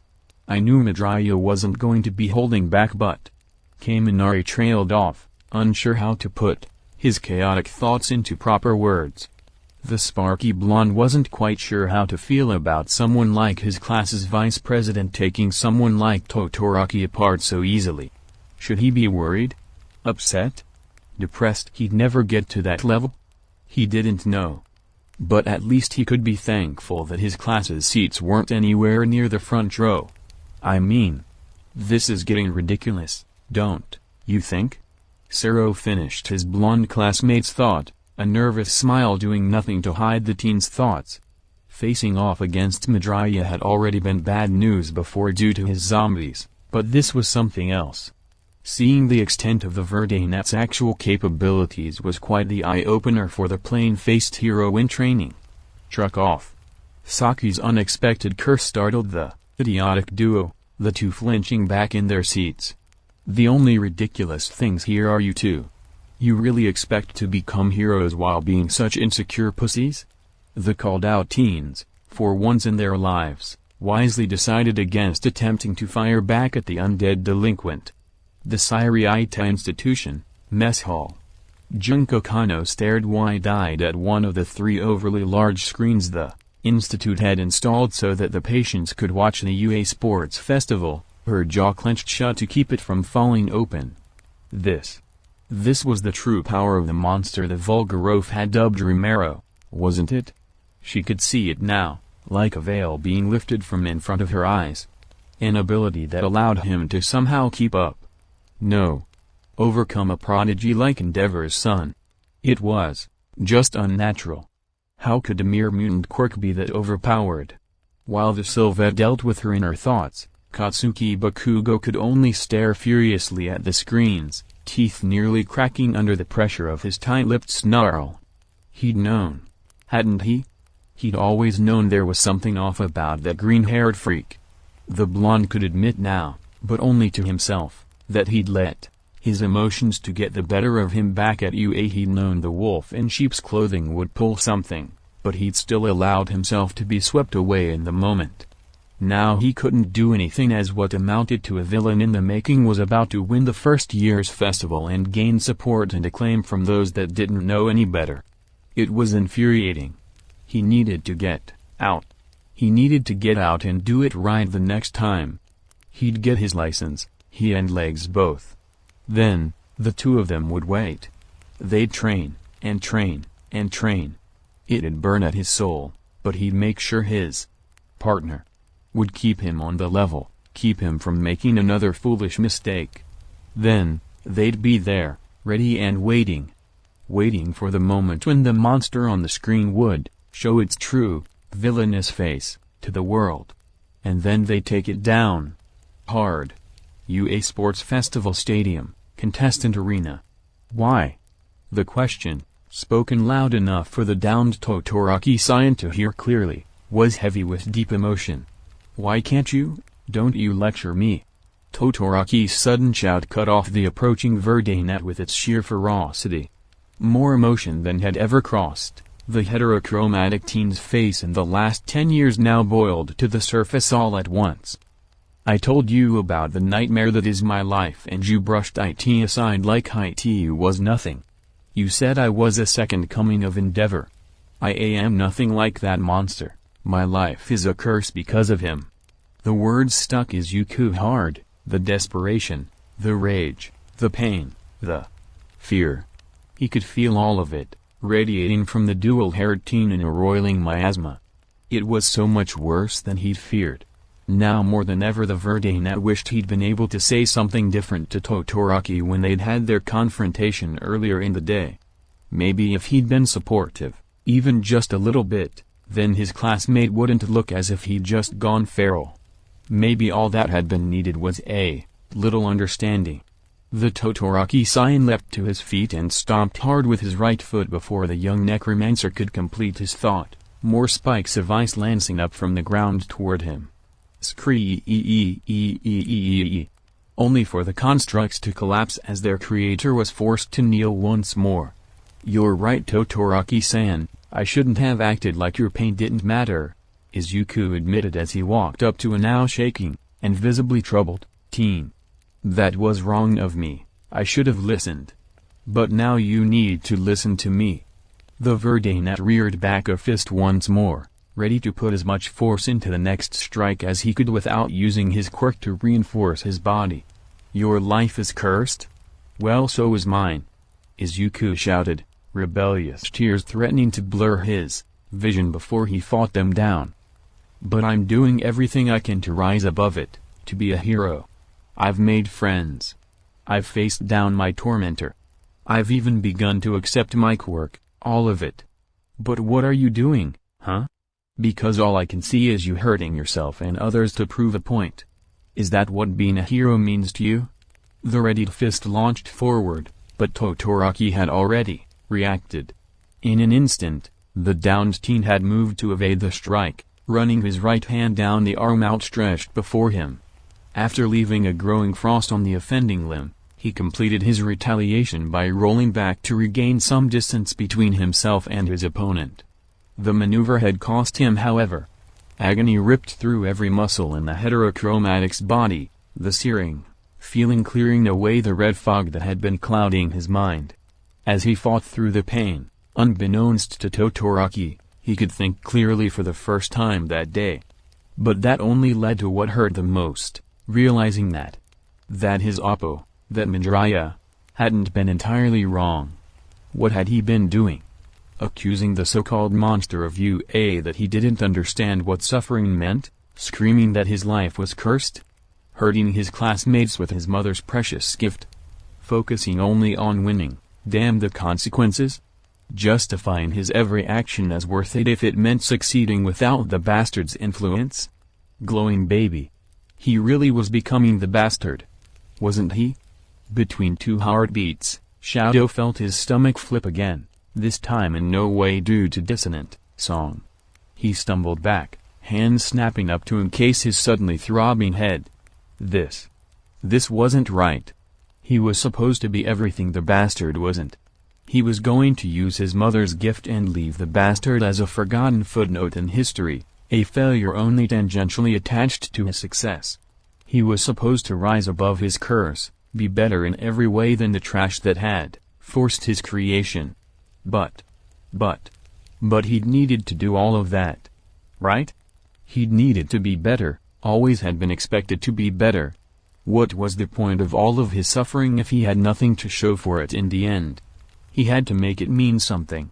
But, what had he really been doing? He'd accused an undead child of being ignorant of suffering. He'd tried to knock classmates from the air to win the race. He'd focused so much on revenge against Midoriya he'd ignored his teammates and saw their contrary actions as mutiny. He'd nearly killed a girl with his mother's gift. SHOTO felt sick. But, as the dual-haired teen's thoughts began to circle dangerously close to existential crisis, Izuku again approached him, completely unaware of the inner turmoil. The young necromancer wasn't quite sure why his classmate was now holding his head while shaking, but it didn't look good. Another step forward was a step too far. Head snapping up, a wild-eyed Todoroki glared at Izuku with absolute hate and absolute sorrow. "I'm not like you, Midoriya, our curses are too different," SHOTO girt out, standing shakily. The world narrowed as eyes of gray and teal met, opposing emerald. "Yours was a fluke of birth, mine was forced upon me. Yours caused you to suffer, mine caused others suffering as well. Yours can be turned to helping others, but mine can only harm and destroy. You fought to keep your hope, and I." SHOTO clenched every muscle he could still control to keep from screaming as he pushed himself forward, willfully ignoring the signals from his body that begged him to rest. One step. Another. Two more. Slowly, momentum building, the dual-haired teen built enough steam to run forward. "I will win to regain mine."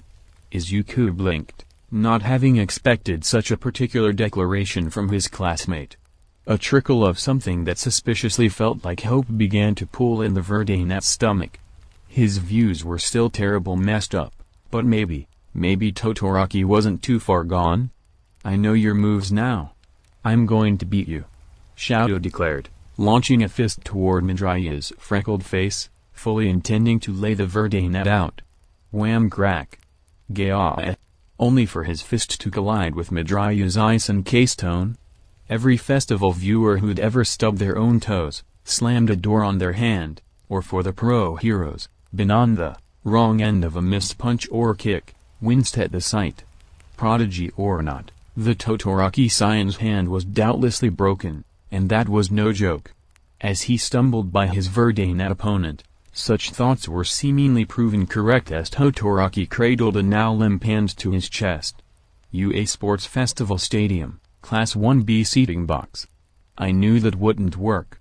Kanoko cheered, nearly vibrating with delight. It had disturbed many of her classmates at first how fervently their shortest member had been supporting 1A's vice president throughout the entire tournament, but she'd looked so happy no one had yet tried to stop her. And if Monoma had ended up knocked unconscious a few more times than normal, well, no one was saying anything about that either. One could deduce that frigidity mayhaps engenders no authority upon the deceased. Yanagi lowly offered, among the members of 1B attempting to explain what they'd just witnessed. A frozen limb had to cause some pain surely, and be incredibly hard to move encased in ice besides? So how had Midoriya moved his frozen fist quickly enough to counter Todoroki's attack? In her own seat, Itsuka's wince was more empathetic than most. As the ginger nursed her own hand, now encased in a plaster cast, she remembered her own experience with unexpectedly punching something too hard, too quickly. If she'd known it was coming, she might have been able to prepare for Ierazu's tonfa, but the Todoroki scion? Yeah, he was going to be feeling that for a long while. Aichi Prefecture, the Asui household. Arms wrapped around each other, Inko, Midoriya and Baru Asui gave separate, silent prayers as the final match dragged on. Both mothers were beyond worried, but both for very different reasons. Inko could only wish for her baby's survival. The rejuvenated mother still remembered how that one friend of her son had nearly died facing off against the number 2 hero's child. Her baby boy could survive a lot, she knew that, but he'd never been frozen solid before, and she didn't want to chance it now. Baru, meanwhile, was torn. On one hand, she could only imagine the sort of life anyone under Endeavor's thumb had to have suffered up to this point. It was a fate she wouldn't wish on any child. On the other, her eldest had been forced to forfeit a chance to move forward in the tournament because of her justifiable fear of the youngest, Todoroki's instability. Not to mention the Jiro child had nearly died. Was it any wonder the frog woman was split between worrying for her future son-in-law's health, and how much pain little Lily would have to push through to scream the Todoroki scion into oblivion? UA Sports Festival Stadium, Contestant Arena. Izuku took a step back, taking the chance to command a little extra blood to his frozen arm so he could break off what remained of the ice while still keeping an eye on the ragged form of Todoroki. The two competitors were now on opposite sides of the arena from where they'd started. Midnight needed no further incentive to take such a chance to intervene. Competitor Todoroki, are you able to continue? The voluptuous heroine's question caused a tense, expectant silence to fill the stadium. The public, civilian and pro alike, was split between their preferred outcomes. Many wished for the young hero in training to endure, to show the might of his pedigree. Others, mostly those who knew from experience what it felt like to work through utter exhaustion and pain, hoped the teen would accept his limit, and keep himself from any lasting damage. If you cannot answer, I'll be forced. I can continue. The proclamation was surprising, not insofar as the son of Endeavor had declared he'd keep fighting, that had almost been a foregone conclusion even for those hoping against it. No, it was the fact that the heterochromatic teen had a look upon his face that gave almost every viewer with a weak constitution the shivers. There was something off about his eyes. And it wasn't that they were different colors or that one was surrounded by scar tissue. Oi. Lily knows that's no mere alky. Lily said, popping up beside Midnight to intervene. Opponent or not, meanie or not, good or bad, it didn't matter to the brunette. She didn't want to see anyone suffer. Mr. Candy Cane really should. I will continue, Todoroki spat out, frost growing to cover his injured hand to both, deaden the pain and provide a makeshift cast for the limb. I will win. Shaking her head, the R-rated heroine could only do her job and announce her wayward student's decision. Competitor Todoroki has chosen to continue. Midnight declared, the stadium erupting in cheers immediately after. For the Ravnet, however, she wished so much that she could have just called the match over with. The voluptuous heroine wasn't blind, nor was she inexperienced. Todoroki was beginning to slip. There was a line between pushing beyond one's limits, going plus ultra, and running oneself into the ground out of sheer stubbornness or obsession. She couldn't be the only one that thought that, right? And that wasn't even getting into Todoroki's restrictions. Midoriya might have been one of the few students who were equipped to deal with the dual-haired teen's full power, but that really only made things worse for everyone, didn't it? Even now, Midnight could tell that the Verdana was beginning to reach some sort of limit himself. And she really didn't want to see what happened when these two completely snapped at each other. "And how are you going to win, Todoroki-san?" Izuku asked, calling all of the world's attention to himself. He refused to balk under such scrutiny. If he was going to take a chance to help his classmate, he wouldn't waste another opportunity. "You've handicapped yourself from the beginning, and where has that gotten you?" For a moment, Todoroki looked positively feral. But then he blinked, and the wildness was gone as the teen seemed to visibly swallow his emotions back down. "Here, Midoriya. I've gotten all the way here," Todoroki said flatly, staring blankly at his opponent. The mask had returned, but the cracks were too big to ignore now. The perfect veneer of emotionlessness was nearly gone, but the heterochromatic teen clung to it desperately to keep himself together. "And I'll go even further. I'll win the festival with my mother's gift, and once and for all, bury my father's curse. Without it, I'll never become like." "That's bullcrap, and you know it." The shout interrupting the dual-colored teen was sharp and uncompromising. Izuku had reached his limit. "You're not cursed, Todoroki-san. At least not in the way you think," Izuku continued, pinning his classmate with a blazing glare. He could see his words weren't getting through, confusing clouding the gray and teal gazing back at him. "Fine then, time for plus ultra. You're not cursed because you don't have your father's quirk. You don't even have your mother's." For good measure, Izuku snapped forward and helped his point along by clocking Todoroki in the face for a fourth time. Wham! As SHOTO sailed back to get reacquainted with the ground, all he could think of was that Midoriya had gone back to a boxer's moveset for some reason.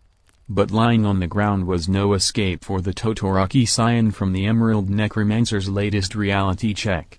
Endeavor's quirk produces a flammable chemical he can control with pyrokinesis once ignited.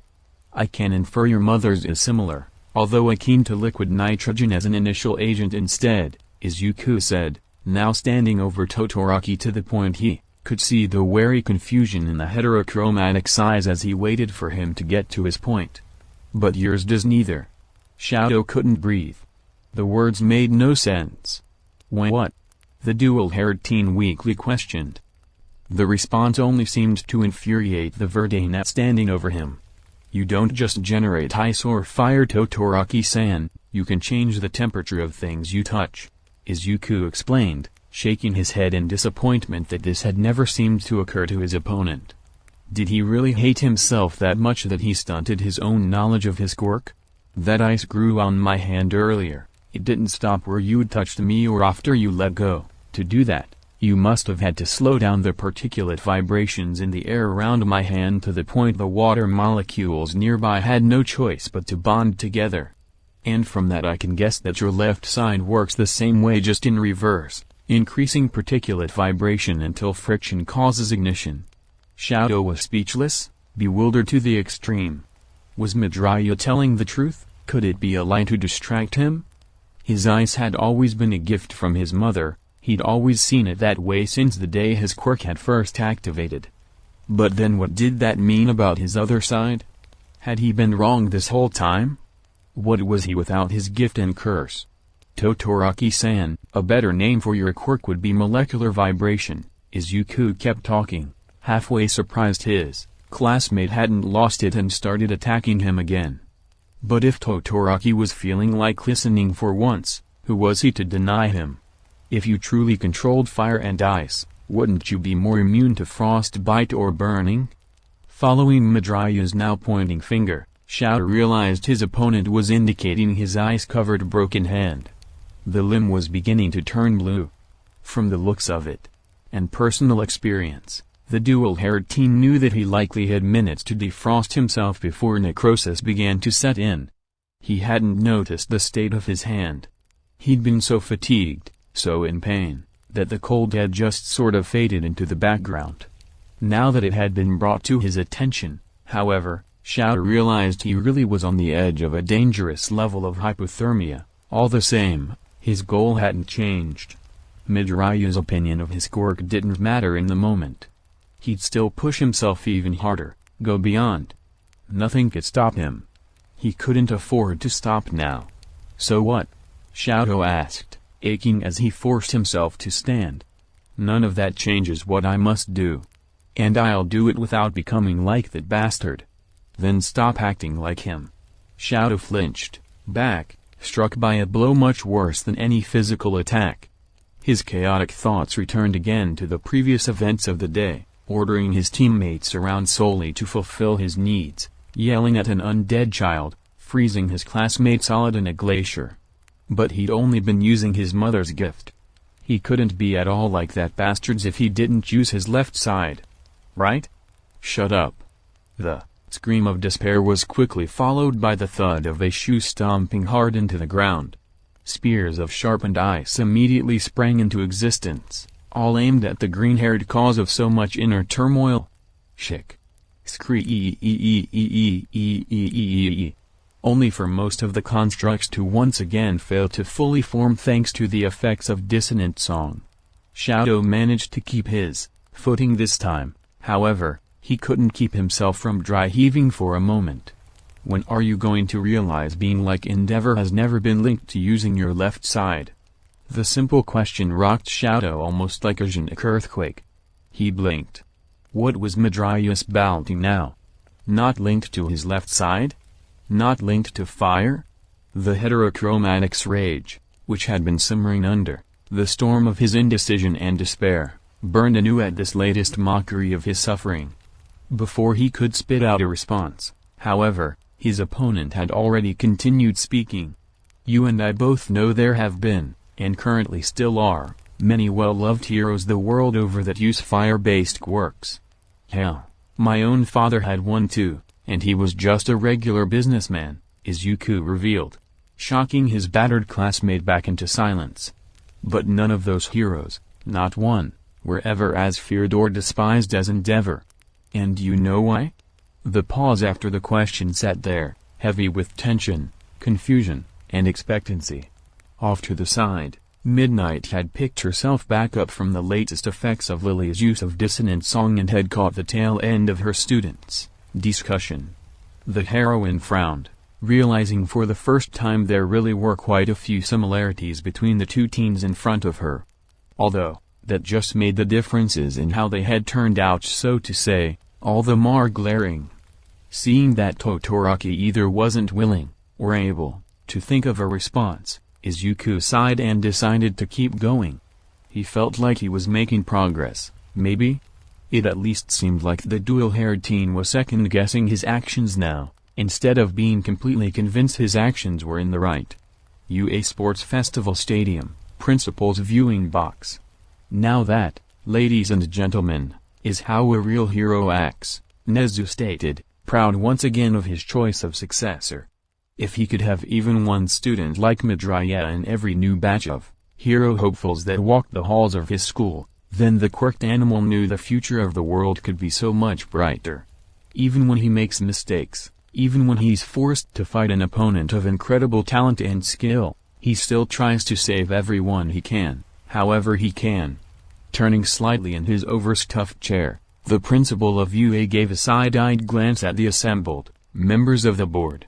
That is the hero in training your bias and greed nearly smothered, Nezu continued, the growl at the edge of his tone setting the men and women in the room further on edge than they were already. To a man, the gathered humans could already see the terrible plans for them forming in the quirked animal's eyes. You'd better hope that young man continues to be the hero he is when I'm done with you all. He just might be the only thing that will save you.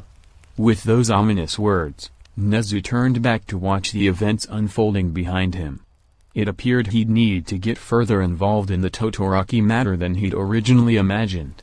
From what he could see and hear, thanks to UA drones, more had been revealed in this match than anyone could have expected. Frankly, it worried him. UA Sports Festival Stadium, Contestant Arena. Todoroki-san. What is it that you love most about your mother when you think of her? Izuku asked suddenly, visibly throwing his heterochromatic classmate with the apparent subject change.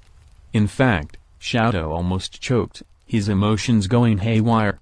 His mother had given to him his greatest gift, but she'd also laid upon him a lifelong mark of his curse. A potent combination of all-consuming guilt and sadness mixed with a deeply held sense of content, joy, safety, and even love at the thought of the woman who'd given birth to him. He remembered so little of her, but it still mattered so much. And most of all, besides the night she'd marked his curse, was the constant sense of, how was this even a question? Her kindness, SHOTO whispered, eyes glazed as he saw something no one else present could. Deep inside, the dual-colored teen felt something shift, a part of him long since locked away for his own well-being being released, and memories he hadn't even remembered shoving away came flooding back to him. His mother, consoling him after the latest beating, disguised as training, from his father. His mother, playing with his hair with gentle touches until he fell asleep to her reading bedtime stories of heroes of old. His mother, laughing as he helped her make a giant batch of soba while noodles covered him all over. His mother, letting him lay on her as the two watched All Might on the television, basking in the number one as true heroism. Don't worry, SHOTO. Stay true to yourself, and use your power to be who you want to be. More and more memories, all the little moments filled with kindness, with love, flowed through SHOTO's frozen heart, melting the ice he'd long ago encased it in. Long forgotten dreams, childish thoughts of being a true hero like All Might himself, thought in the warmth of his cherished memories of his mother. But they didn't seem so childish now. Nor did they seem so out of reach as they once had, sunk in the shadow of his father. Wake up, Todoroki-san. Don't you see? The sudden shout snapped SHOTO back to reality, a reality where Midoriya was again in front of him, again about to punch him in the face. The suddenness wiped away all thought from his mind, leaving only an instinctual fear of being hurt again.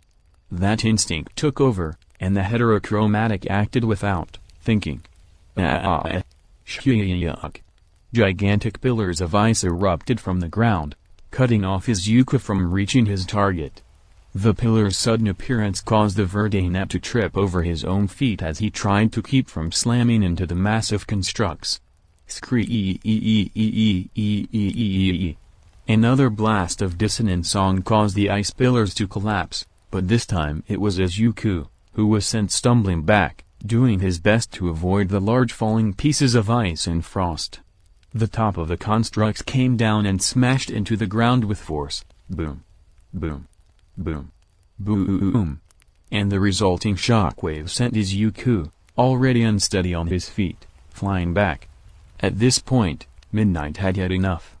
The two teams had been keeping the match to a mildly brutal, but still, acceptable level of quirked violence. In fact, besides dissonant song, the Ravnet couldn't even tell if Izuku had even been using his quirk. But something had spooked Todoroki, and he'd once again used his quirk on an unbelievable scale. And with Lily having caused the construct to immediately collapse again, this was probably her only chance of stopping things from getting completely out of hand. All right, stop. Midnight called out, turning her makeup to full volume. The R-rated heroine's voice reverberated throughout the stadium, even shaking the glass in the VIP boxes up top. Izuku slid back, only just keeping his balance in the end. The Verdanet threw her a questioning look, a mix of why and what now. Even the littlest zombie turned her way, wondering what was wrong. But SHOTO Todoroki didn't stop. A wave of flowing ice flowed into existence in an instant. The sheet of frost crashed into Izuku and shot him back toward the edge of the arena.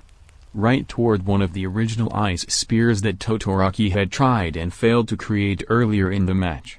While a majority of the constructs had collapsed thanks to dissonant song, a fair few here and there had somehow managed to keep their solidity and their sharpness. Schlick, there was a great gasp, as if none watching could believe what they were seeing, and then silence. SHOTO, coming to his senses, could only stare in voiceless horror at what he'd done. Midnight, so close to the action, had a hand over her mouth to keep herself from making a sound at the sight. If she did, she didn't know what it would be. The stadium, and all seated within, were stunned and shaken. Around the globe, men and women paled, looked away, or covered their children's eyes. The monster of Yue had been impaled through the chest by a spear of ice. Blood leaked from the grievous wound, a trickle joining it from his mouth as well. The world was frozen. Because Izuku Midoriya was still alive. And still looking at his opponent with clear eyes. SHOTO Todoroki. I'll ask one last time, the monster intoned, the ears of every single sports festival viewer bending to hear the lowly spoken words forcefully spoken through a shattered chest. Do you see? And with that, glowing red eyes fluttered once, and then shut. SHOTO made to answer, to scream, to do something, he didn't know what, but he couldn't. He couldn't move. Izukun. Boss. The match was over, the first year's tournament had ended. But what had been lost along the way? Magnus, I know Todoroki's fans have been sore about how I've portrayed him through this arc, but please understand that I didn't throw him too far away from how his canon counterpart acted in the beginning. In canon, he was already acting like Endeavor before entering UA, where, looking at Bakugo made him stop and rethink his approach. Make grave regrets. With UA Sports Festival in full swing, it was no surprise that every television still functioning was tuned in to watch the sensational event. Every family, large or small, in their own homes or out in public, took time out of their schedules to watch Japan's most famous hero school. In a seemingly normal middle-class apartment, however, a certain family watched on with conflicting emotions. Oi! Is this sheet for real? A young man, just entering his 20s, exclaimed with some aggravation. Was that really her? The her in question was a ghost from the family's past, a stain on their familial honor and name. Not an hour ago, during the first match of the third round's tournament, the young man and his parents had been shocked to see said ghost appear on screen. It can't be, stuttered an older woman, clearly past her prime. The woman denied what she saw with such staunch vehemence it was almost believable. She didn't have enhanced strength. She didn't even have a quirk. The woman was taller than average, but that was all she had to offset an otherwise unremarkable appearance. She'd married into her husband's family at her father's suggestion, so that he could gain a number of benefits for her birth family's transportation business. The desire for their quirks to mix into a stronger variant in any potential children hadn't needed to be said at the time. Unfortunately, while the business had flourished, the woman's children hadn't been quite as successful an endeavor. 2 mediocre quirks, and 1 useless quirkless, it was all she could do to bear the shame until the failure had been allowed to run away. Why now? The woman's husband, an older man, growled as he stared at the screen intently. Why now, damn it? If there was one thing worse than having a quirkless child, it was having a quirkless daughter. Marrying such a wretch into a respectable family would always be an impossibility from the start. Not to mention the drain, both financial and social, of supporting such a useless person could drag your family's name into the muck forever. The man had also found, after a number of rather unscrupulous inquiries, that even selling such trash's body as payment for favors was a rather feeble option. Apparently not even the regulars of the brothels wanted to dirty themselves with such waste. Who knew? And so, their family's shame had been allowed to remain in their household, a silent, despised leech, until it had gotten the message and finally left them of its own free will. Even then, the failure's friends, and hadn't that been a nauseating pill to swallow, had spent weeks and weeks bothering them afterward. Had they called the police yet? Had they checked with so-and-so? No, they had not. No, they did not. They spent the time instead focusing on the 2 of their children that would actually amount to something. Thank you. The reporters had been even worse. That it had taken months for the bothersome idiots to give up and accept the failure was gone without a trace was an irritation that still bothered the man though. And now, 2 years after he'd finally been able to put the failure out of his mind as safely dead. She'd turned up on an international broadcast that couldn't possibly been faked. The little sheet had popped up as some undead abomination capable of maiming a respectable human being with startling ease. Holy sheet! The young man, who was in fact the son of the two elder occupants of the home, shouted as he pointed at the screen. The older woman huffed in response of the replay of a girl who looked like some gutter trash artsy type being swallowed up in a glacier. Now that's a lot of damage. The sight of seeing a powerful quirk in action was a welcome distraction for the older man, bringing a small respite of peace to the house. Of course, with big names such as the Todoroki scion included a new incoming class, this year, the stain on his pride and honor would surely not catch too much attention. Sure, the failure had reappeared after years of being missing. But she was obviously being used as a puppet by some dark mutant freak as well. No one would fault him for wanting to distance himself from such a thing. Crack-a-boom. The older man's delusion was shattered at the exact same time as the glacier on the television screen was. It was unbelievable. It was impossible. It was infuriating. The largest disappointment in the man's life had again shown power on the scale of a high-caliber pro hero. It was like a screaming declaration to the entire world that he'd forked up. That he'd thrown away the best chance his family had had at becoming something. That is. The woman paused, still gaping at the screen. A drone had flown in for a close-up of the figure that had demolished the Todoroki scion's glacier. It was undeniable. My daughter? The man and woman, after trying unsuccessfully for a nearly unacceptably long stretch of time, had ultimately had 3 children. First had come a daughter, a decent mix between the two in features at least. Then they'd been blessed with a son, and they'd rejoiced that their family name was secured for the future. And then had come the quirkless, who they'd originally thought would be their perfect creation until after 5 birthdays no power had shown itself. Their firstborn, the ungrateful slut, had run off to marry some nobody in Okinawa the very same day the two had blatantly refused to officially register their youngest as missing. She never called, never wrote, never even returned their own calls. The last the two had heard, the ungrateful beaching the punk who'd stolen her away had opened a successful food stand. Apparently fishing lure wasn't such a pathetic quirk if one went into the food business on an island nation. That right there is beyond just enhanced strength, mother. The woman's son shouted, wildly gesturing to the screen filled with the image of a pale, growling girl. That's actual forking super strength. The couple's son, who'd only inherited the husband's unimpressive lantern eyes, had honestly not turned out any better in the long run. While his quirk was, at the very least, an emitter type, it was basic at best.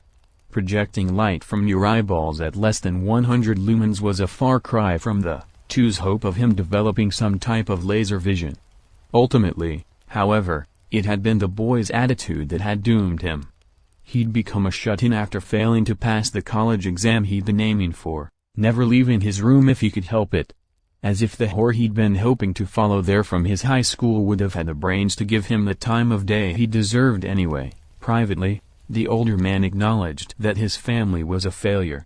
But he'd found solace in the fact that at least it wasn't a public failure. But now, with what had been broadcast live just now, he was going to be a laughingstock for the rest of his life. All because he'd somehow missed that his seemingly quirkless child was actually the only one with potential. It wasn't his fault, damn it. How was he supposed to have known the brat would develop such power? Father? The man scowled, but turned to his sorry excuse for an heir. Don't you think we deserve some sort of compensation? The man blinked. His wife blinked. The two stared at their son uncomprehending.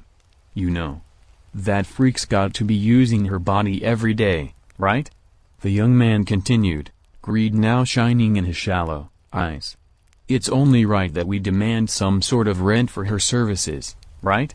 A moment passed. The man pondered on the thought, before deciding it wasn't that bad of a thought at all. According to what he'd heard earlier when the failure had first appeared on a breaking news report, it really was dead, only being animated by the quirk of that damnable green-haired mutant boy. He could demand the body back, but even then he'd known it would have only meant expending money to bury a worthless corpse. But now... "I think you are right, my boy," the man finally replied, a madman's grin slowly growing upon his face. The idea had taken root, and bloomed into quite the cash crop. "It seems that your sister will finally be of some use to us, now that she's dead." The woman pulled out her phone and began to scroll through her contacts at the implied permission from her husband. "I'll contact my dear brother. He'd be more than happy to help us with the necessary legal maneuvering," she said, joining the conversation when she found the number she'd been searching for. Looking up, the woman stared intently at the figure of her long-lost daughter on the television screen. "It's honestly beyond time we pay a visit to our dear Tae-chan. Oh, make a serious joke." Sitting in the stands of a famous stadium, one Emi Fukakado sighed. Not too long ago she'd finally managed to corner Reed Ambush, the only man she'd ever wanted to make smile forever, and not only had she failed to do so after so long, but worse, she'd accidentally made him. "Remember. I'm such a dumbass," Emmy thought while curling herself into a ball in her seat. She tried valiantly to keep her infamous smile in place, but it was in vain, and the mask dropped pathetically. "Why did I have to go there?" The seafoam greenette sighed again, and was once again grateful for the fact that her kids were so grossly overly attentive to the matches. None of them even questioned her about where she'd been or why she hadn't been smiling when she'd returned to their side. Instead, she'd been bombarded with tales of a zombie, yes really, a zombie nearly killing a first-year student. She'd found the notion hard to believe, even when her co-worker had confirmed the tall tale. "What I need to do is find a way to make up for this," Emmy finally decided, continuing to largely ignore the fights occurring below. "Those horrible scars.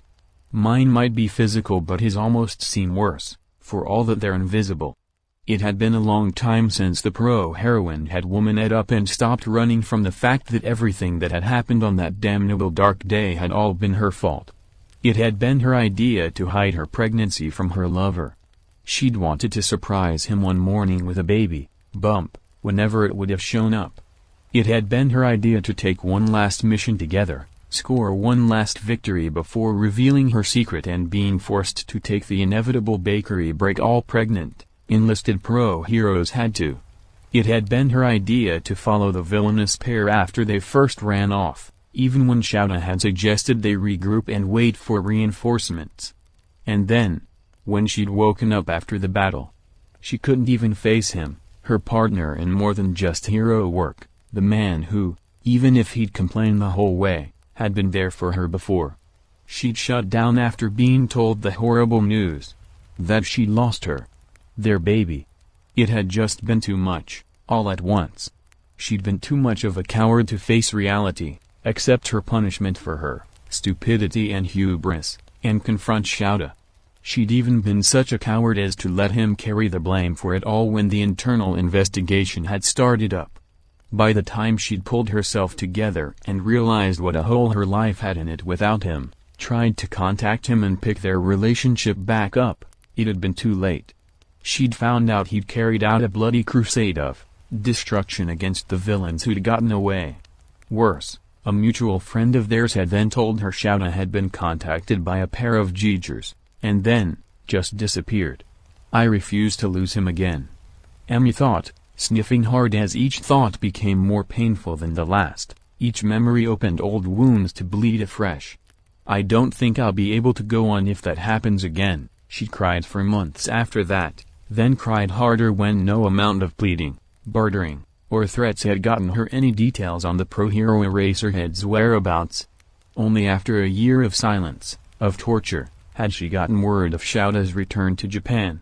She'd meant to find him, beg for forgiveness, run into his arms and kiss the stupid man until he'd passed out from oxygen loss. Instead, she'd stalked him from the airport to a new apartment, and that had caused all the herd to come rushing back, and then just cowered away. Again. She'd stumbled through life after that, half coherent to the world around her. Her work had suffered, she'd drifted from her friends, and more than once she'd almost died on the job due to negligence. It was fair to say she'd probably been fairly suicidal at the time. Then, she'd gotten the offer from Ketsubutsu. It had been like a fresh rain, rejuvenating her soul. All the kiddos who needed guidance, all the faces that would light up when she cracked a joke, all the hope and possibilities for the future. After who knows how long, she'd finally worked up the courage to face her man again. Or well, the man who had been her man. She actually wasn't sure they'd officially broken up, even after all this time, but in reality, it didn't matter. They hadn't spoken for so long they might as well have. Talking to him was supposed to have put an end to haunting nightmares. It was supposed to be a fresh start. What had she done with that opportunity? She'd had the greatest flop since forgetting her morning after pill and tried to use her quirk on the man she'd wronged so completely. Chic. The sudden appearance of a glacier in the middle of the stadium, and a big one at that, broke the seafoam greenette from her mental prison of regrets and wasted chances. For once, she had to focus on the here and now. Following the frantic pointing and screaming of her students, Emmy realized that one of the competitors had been completely encased in the massive ice construct. Instantly, the pro-heroine in her knew that the situation was dire, and that the student trapped was in immediate need of rescue. But instead of succumbing to panic like her students, that's the second worst case of cold shoulder I've ever seen. Miss joked.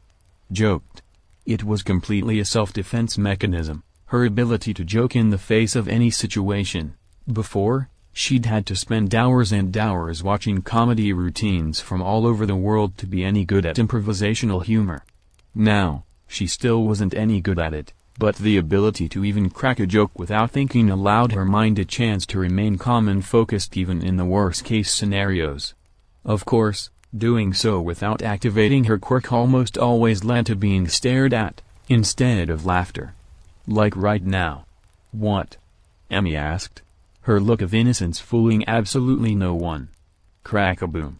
All groans and deadpan stares were interrupted by the unbelievable sight and sound of the glacier being split in two by a single attack.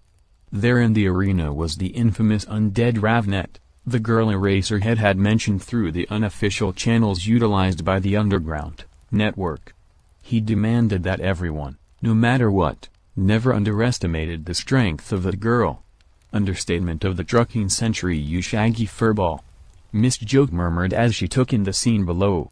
The trapped student was saved, and the undead and some cute kid quickly aided the one with a bird head in carrying the former to safety.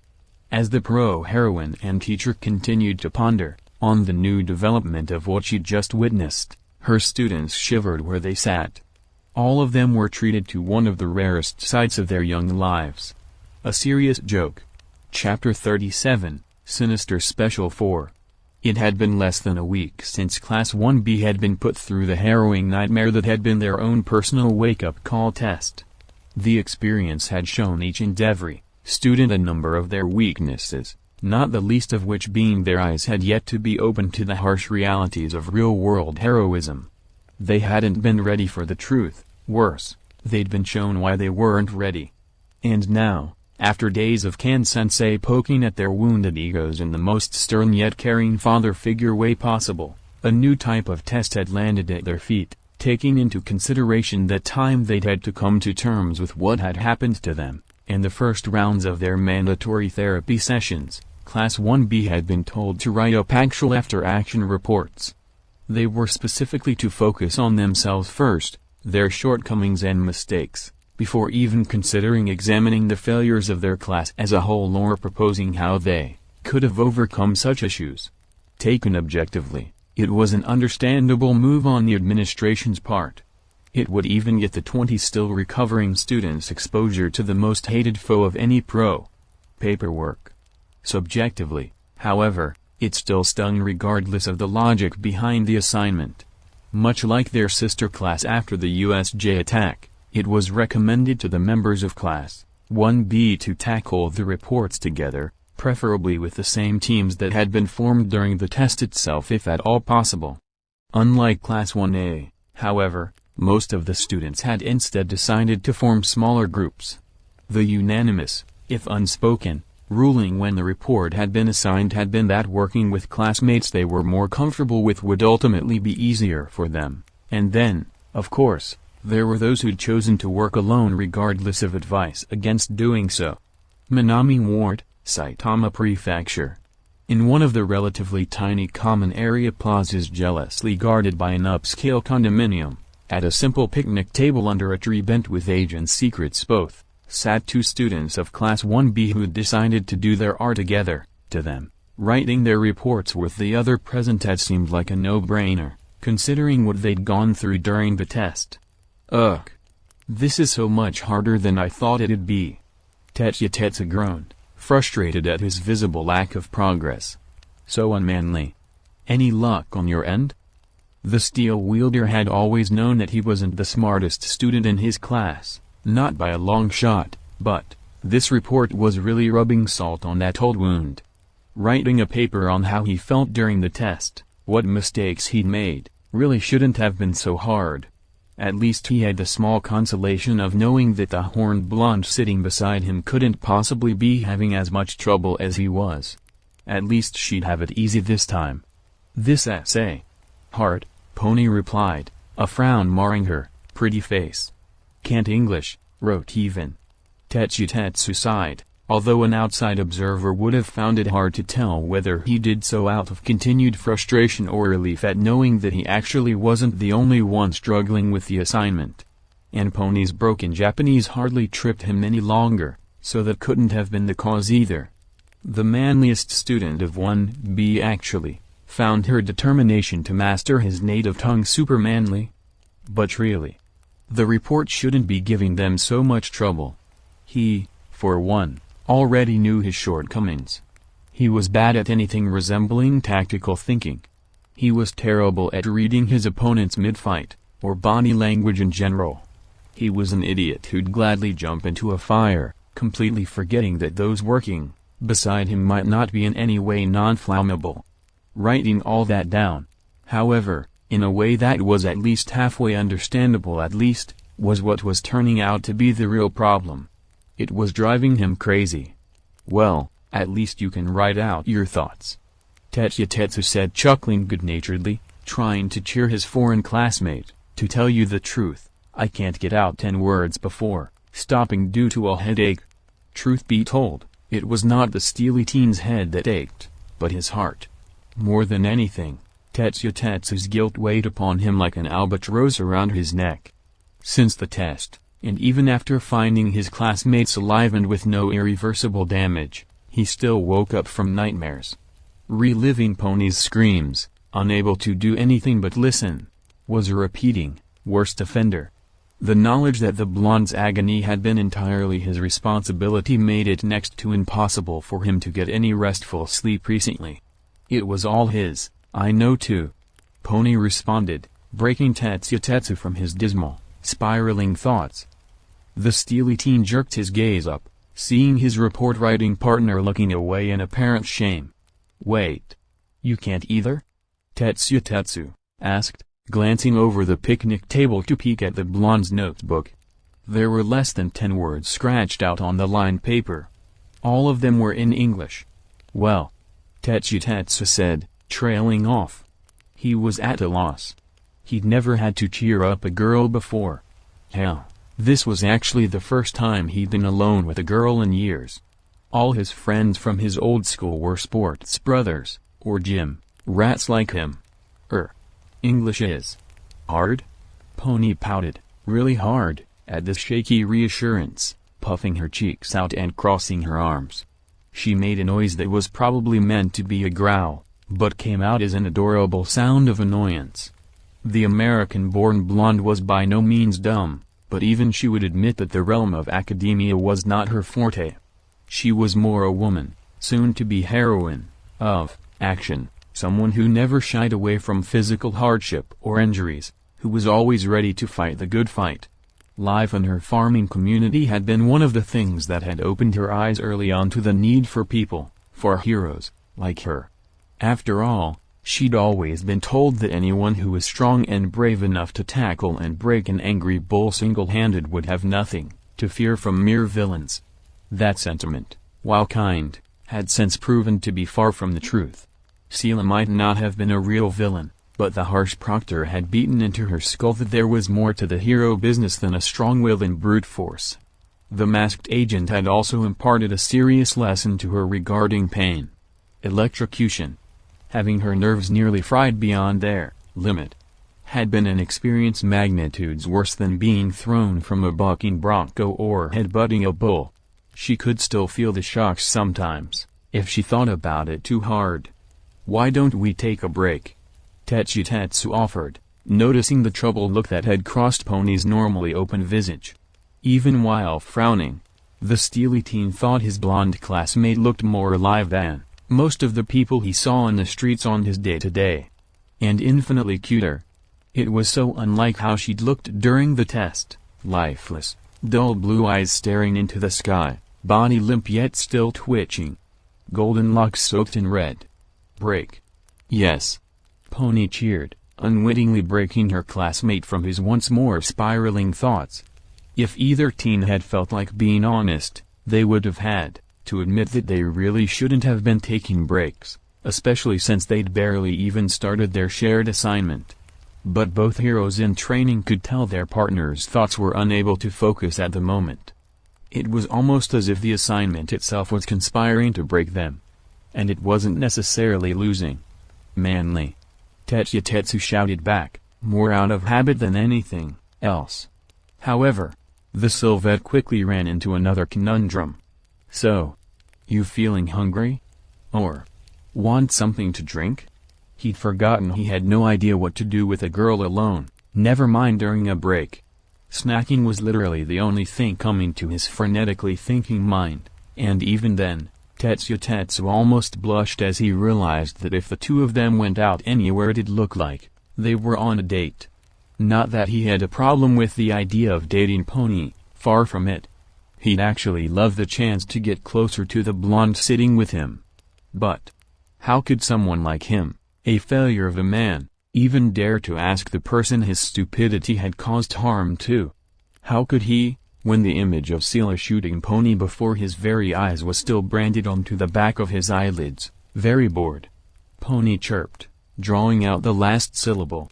The blonde gave another mighty pout that was as devastating to Tetsu as it was adorable. "Let's play." "Play?" Tetsu couldn't help but chuckle. The blonde was as rowdy as any one of the guys as he'd ever seen, much to the astonishment of any of their classmates that had been able to really connect with the American-born girl. Most had assumed at the beginning of the school year that she'd need to be treated with kid gloves. Monoma insisted she be treated like a delicate princess. The other 1B girls always tried to orient their activities to more girly topics whenever she joined them. But the steely teen had been the first to discover the truth about what their female foreign exchange student really liked to do. "So," Tetsu drawled, putting down his pen to stand up and back away from the picnic table. A wide, feral grin sprung to life across his face. "Wanna wrestle?" Pony Tsunatori was not some delicate flower, or a paragon to old-fashioned notions of girliness. She was a heroine in training. An incredibly tough one at that. "Yay!" Pony shouted, jumping up with a double fist pump into the air. Perhaps it was due to growing up as she had, in the rough and tumble south of the United States, but whenever Pony had ever felt troubled, a good wrestle with one of her family members, since the neighbors had soon wizened up, or some animal would always do her a world of good. Pitting her strength against her pa, or her numerous cousins, or even the newest and wildest bull had long been her go-to method of stress relief for when the world knocked her down. It definitely never usually fixed the problem at hand, sure. But the blonde would swear to her last breath it did help. Somehow. And luckily for her, she'd met the perfect wrestle buddy after moving to Japan and making it into UA. Fortunately for said wrestle buddy, grappling, brawling, and general tussling were all his areas of expertise. And he was always up for a challenge. Luckily for him, Pony had turned out to be one of the few members of Class 1B that he could go all out against and not worry overly much about physically hurting. Which was so manly. Minami Ward, Saitama Prefecture, a block away. I have to say, what a lovely day it is to ask out such a beautiful maiden. One do Monoma swaggered down the sunlit streets of Minami Ward, a bouquet of roses and a box of chocolates in hand. The blonde wasn't quite sure why Americans still saw an offering of simple flowers as the correct way of requesting the beginning of a courtship between two people, but to be fair, these were the same people who lived in a country that insisted it was still officially recognized as just the United States instead of the reunited states as the rest of the countries of the world knew it to be. Oh well. Foreigners. A walk in the park, a candlelit dinner, maybe even a stop at a confectionery. Monoma muttered to himself as he walked, destination coming into view. And if she's not finished with it yet, help with her assignment. I've thought of the perfect night for 1B's princess. The blonde and his group had finished their mutual assignment earlier that afternoon. It hadn't been an easy task, but they'd eventually stumbled upon a good enough system to speed things up. Monoma, always an expert in picking out the faults in others, had proposed he mention what he thought of his classmates to them if, in return, they did the same to him. To sweeten the deal, he'd agreed to them listing his shortcomings with no filter whatsoever. It hadn't been pretty, for anyone involved. Hearing everything they'd done wrong from, supposedly, objective viewpoints had been painful, but the group had pushed through it and wrapped up their R's with time to spare. Hurt and depressed as they'd been when all was said and done, Monoma's idea had still been lauded as the best and necessary one in the end. To the surprise of all present, the egotistical blonde, in a rare moment of seemingly altruistic intent, had gone on to buy the lot of them chocolates. That act had ended the taxing endeavor, and their time together, on a rather high note. I still can't believe we allowed her to go off with that metalhead of all people, Monoma grumbled, fixing his hair for the umpteenth time as he passed the large reflective window face of a storefront. I mean really. Being forced to spend time with a brute like him is just something a sweet little thing like her should never be asked to do. Having successfully finishing the class-wide assignment, Monoma had decided then and there that he finally had enough information to enact one of his long-term master plans. Buying those chocolates for his group had given him an excuse to test the different brands on willing subjects, allowing him to figure out which would be the best to offer as a gift to 1B's princess. Kodai and Tokaj, well, mostly Tokaj, but Kodai had eaten just as many, had without even knowing given him invaluable data on which sweets would be the best for dates, desserts, or more private indulgences. And then, with only a little harmless misdirection and prodding, the Dino-obsessed Gyro had even provided more personal deets on the individual he'd really wanted to know more about. Unfortunately, she'd also revealed the prettiest and most docile girl in 1B, their very own princess, had been spending the whole day alone with Tetsu. That little detail had irked him to no end. Hold on just a little bit longer, my dear lady, Monoma said, adopting an overly dramatic flair as he arrived at the condominium, the castle at the end of his quest. I'll save your delicate sensibilities from that slag-faced ogre. To be fair, Monoma didn't hate Tetsu, not at all. The teen's quirk and steadfast attitude made him a stalwart ally anyone would be lucky enough to work alongside. But honestly, the idiot's infatuation with Pony Tsunatori was just sad. She might have only been half Japanese, basically a full-blown foreigner to boot due to her upbringing out of country, but that did nothing to take away from her more positive traits. She was innocence personified, just the right level of intelligent for a proper woman, and a true beauty just waiting to blossom. In his most humble opinion, Tsunatori would have much better luck in life if she stayed by his side. He at least had the connections to give her a comfortable life, free from the nastiness of the world. Tetsu, on the other hand, would do much better setting his sights on the likes of Kendo. It was too bad the metalhead had a crush on Tsunatori, pathetic really. With all the times he'd gone out of his way to look after her, taken the time to show off his strength to her, thrown out dumb, tasteless jokes every day to make her laugh. Was it any wonder their entire class knew of the Sylvette's infatuation? I mean really, how does he expect to have a chance with her? Monoma asked the empty condominium lobby as he walked through it to a side entrance to the common area Plaza Tokaj had described as Tsunetori's preferred outdoor study place. A delicate flower like her needs. Clunk. Monoma's words and thoughts died away as his brain came to a screeching halt. The scene before him was, beyond all doubt, far from what he'd ever expected to see. Clunk. Tetsu and Tsunetori were wrapped around each other, sitting up on their knees, headbutting each other. The entwined duo pushed and heaved, but neither could win over the leverage they needed to topple the other. What truly drove Monoma speechless, however, was the fact that Tsunetori was standing, relatively speaking, on equal ground with Tetsu, who had his quirk active. Clunk. The blonde recoiled further as the two headbutted again, matching smiles wide and bright below, two pairs of eyes blazing with challenge. For just a moment, Tetsu faltered as his metal crumbled just slightly before he could reinforce it, but it was enough. Before either male could blink, their horned classmate had reared back and aimed for the steely teen's abdomen.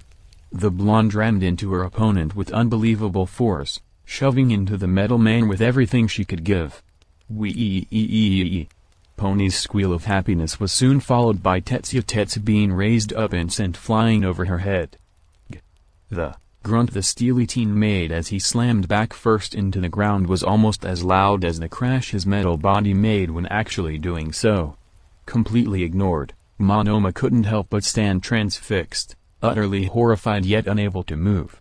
There was no delicate flower here, no sweet princess in need of comfort or a strong guiding hand. Glowing baby, even Kendo stood out as more feminine to him at that moment after seeing that display of brute strength. Ha ha ha ha ha. Pony laughed gleefully as she turned and jumped onto Tetsu, who just deactivated his quirk in time to be driven even further into the ground. We bonked. And bonked again. And then you fly. So fun.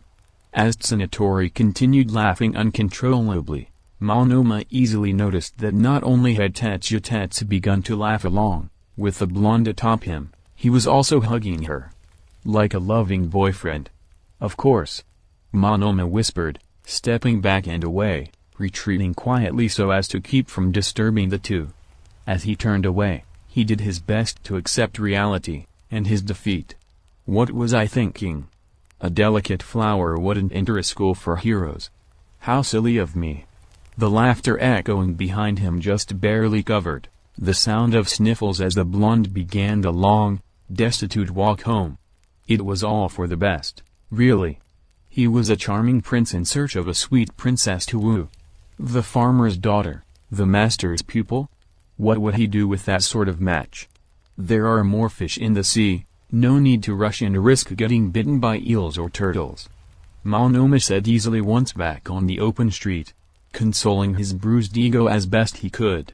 Besides, Mother would surely enjoy some of this chocolate right now.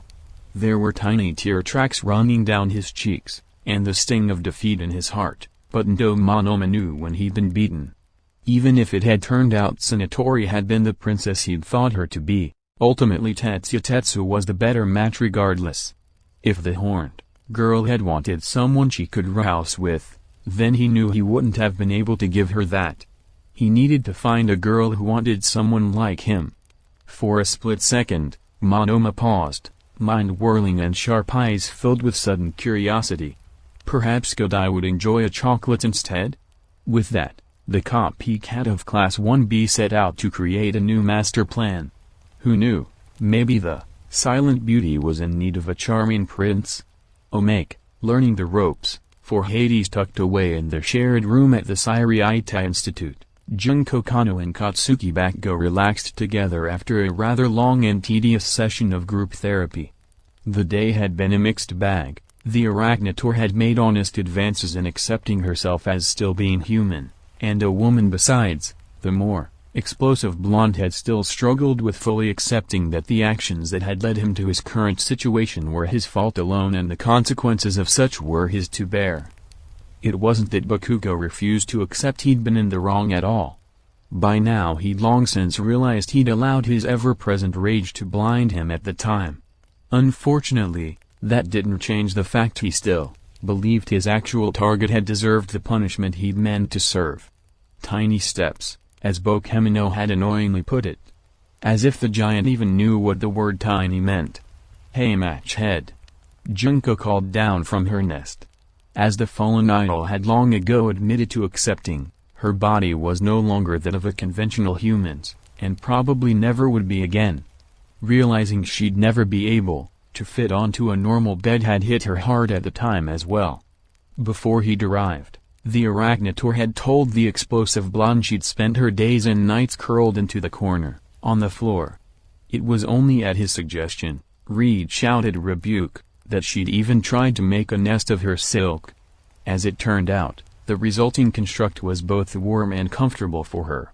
Much to her annoyance. "What is it, Legs?" Bakugo replied, not looking up from where he was working away at his notebook. The exercise, which Bokhemino had suggested to the blonde, had been an ongoing endeavor. One day Bakugo would write down one thing that he liked about himself, the next, something he didn't.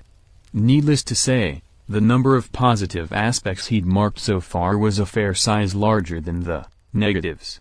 Remarkably, however, today Bakugo had finally realized how much of a trap self-aggrandizement truly was. What he thought of himself wouldn't change the reality of the ever-growing divide between himself and Romero. If he wanted to get stronger than that villain in hero's clothing, then he needed to focus on actually bettering himself, not singing his own praises. It forking sucked that, meant really digging for negative aspects of himself, but he'd do what needed doing. Didn't make it any easier. "Do you really think I could be a heroine?" Junko asked, insecurity leadening her quiet voice. While she'd made remarkable improvements since being paired with him, even the blonde could tell his roommate was now enthusiastically looking forward to life outside the institute. He knew that the future still terrified her. She was a mutant in every way that mattered to those quirkiest assholes now, so deformed by her trigger-augmented quirk that she was basically a living horror.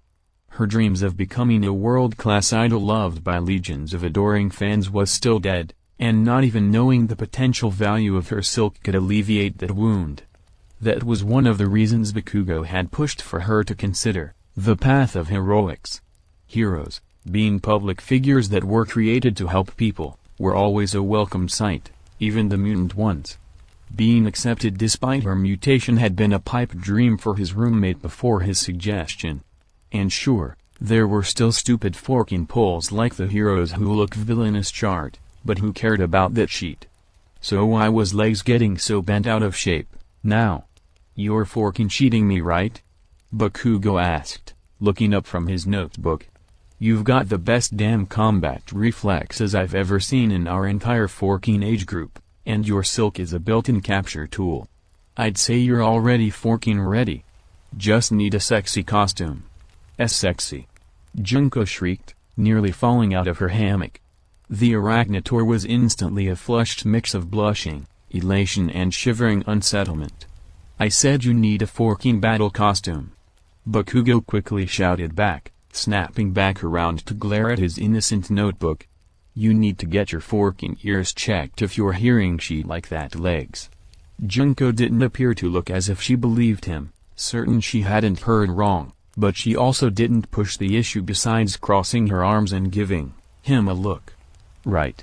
The Arachnator drawled, "Whatever. But how do you expect me to use my silk as a capture tool again?"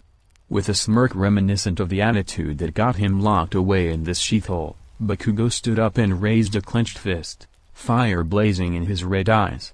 "Simple," the blonde boasted, stepping up onto his chair to be a little closer to eye level with his roommate. "You just gotta jump on the villains, then bind the sheet out of them with your silk till they can't forking move a goddamn muscle."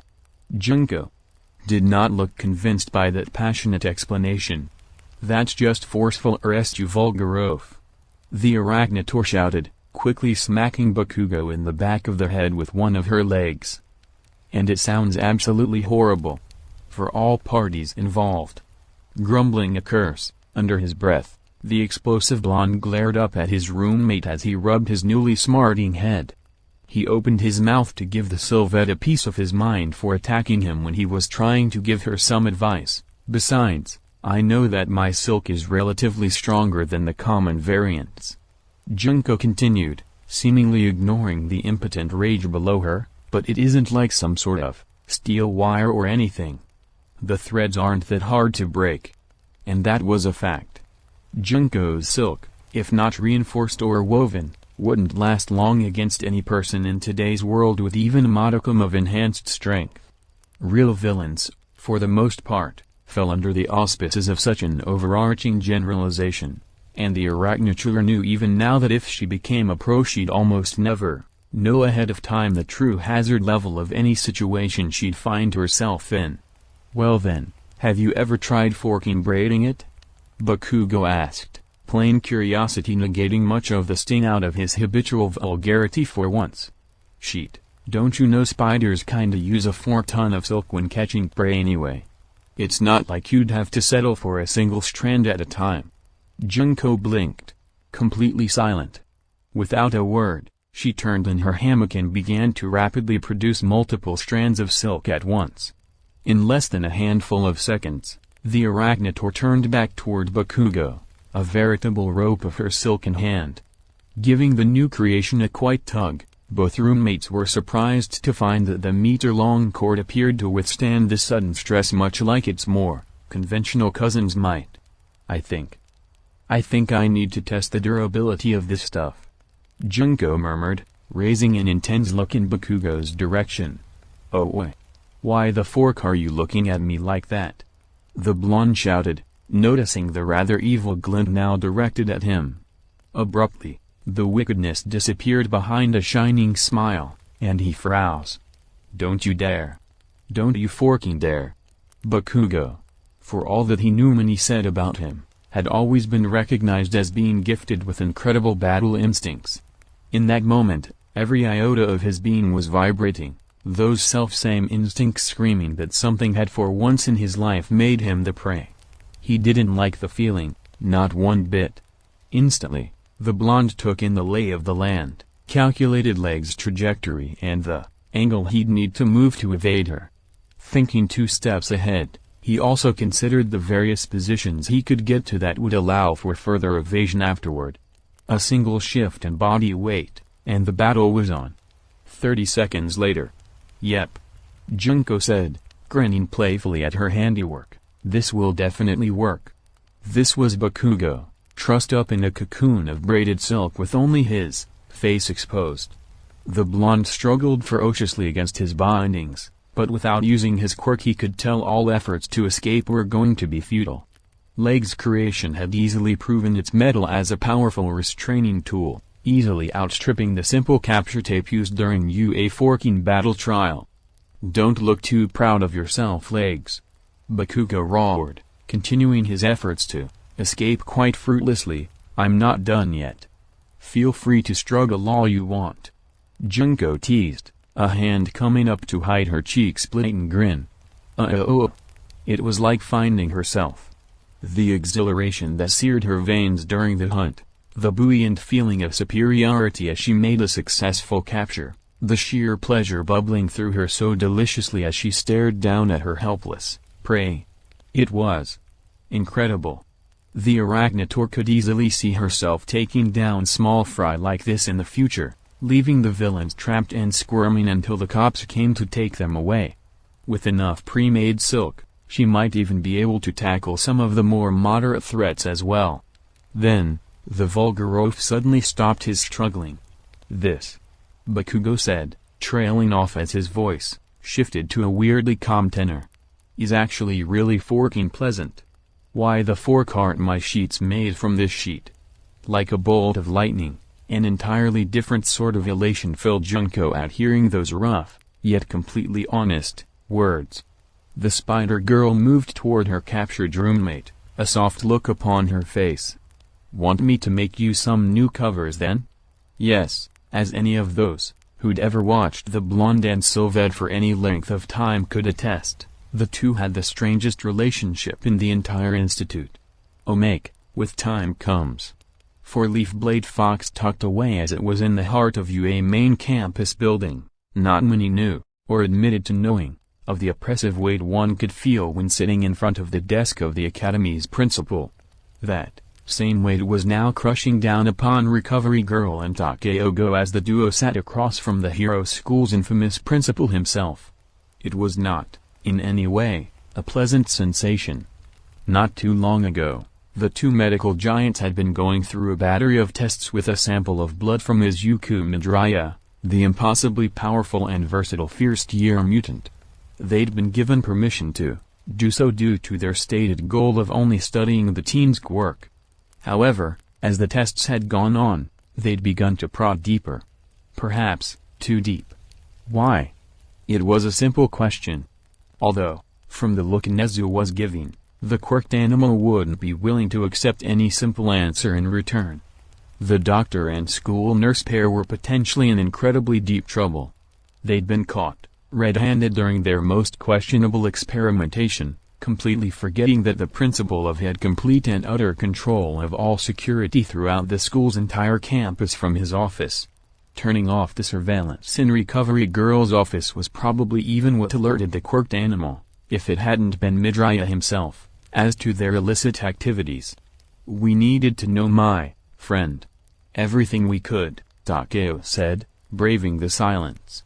A simple test proved in one go that the boy's immune system has never been exposed to any pathogen, insofar as to create antibodies, in his entire life.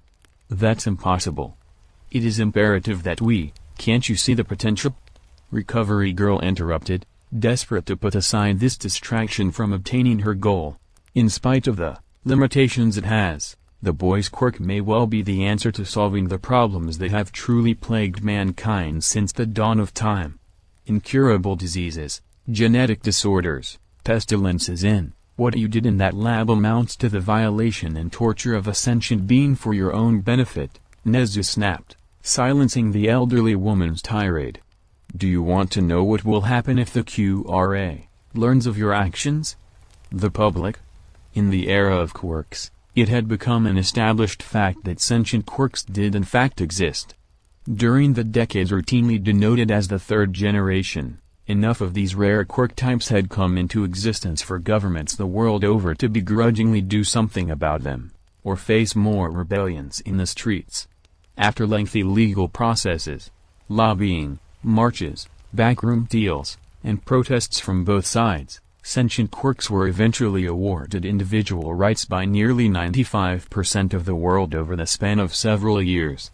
These rights, however, don't typically activate on a case-by-case basis until the wielder of a potentially sentient quirk has formed a proper and officially recognized symbiotic relationship with said ability. However, of the numerous bylaws, subsections, and amendments added to the various intelligent quirk acts, the illegality of exposing a quirk suspected of sentience to what could be considered a harrowing experience for a normal human being is almost universally recognized. Punishments for such are likewise harsh and swift. Fortunately for Recovery Girl and Takeo, Nezu's threat of involving the QRA was an empty one. The principal held no desire to involve the organization of idiots and hypocrites if at all possible. The idiots weren't even aware, as far as he knew, of cursed blood's sentience as of yet. And he was fine with keeping it that way for now. To be fair, the quirk only seems to be quasi-sentient. What tests we conducted while we could appear to show the microorganisms that constitute it don't really make decisions for their own benefit, only for their host as a whole, Takeo said, throwing out a defense, weak as it was. I'm not. What I mean that. The giant of a man quailed under Nezu's vicious glare and fell silent once more. Nezu. Try to understand. This is important.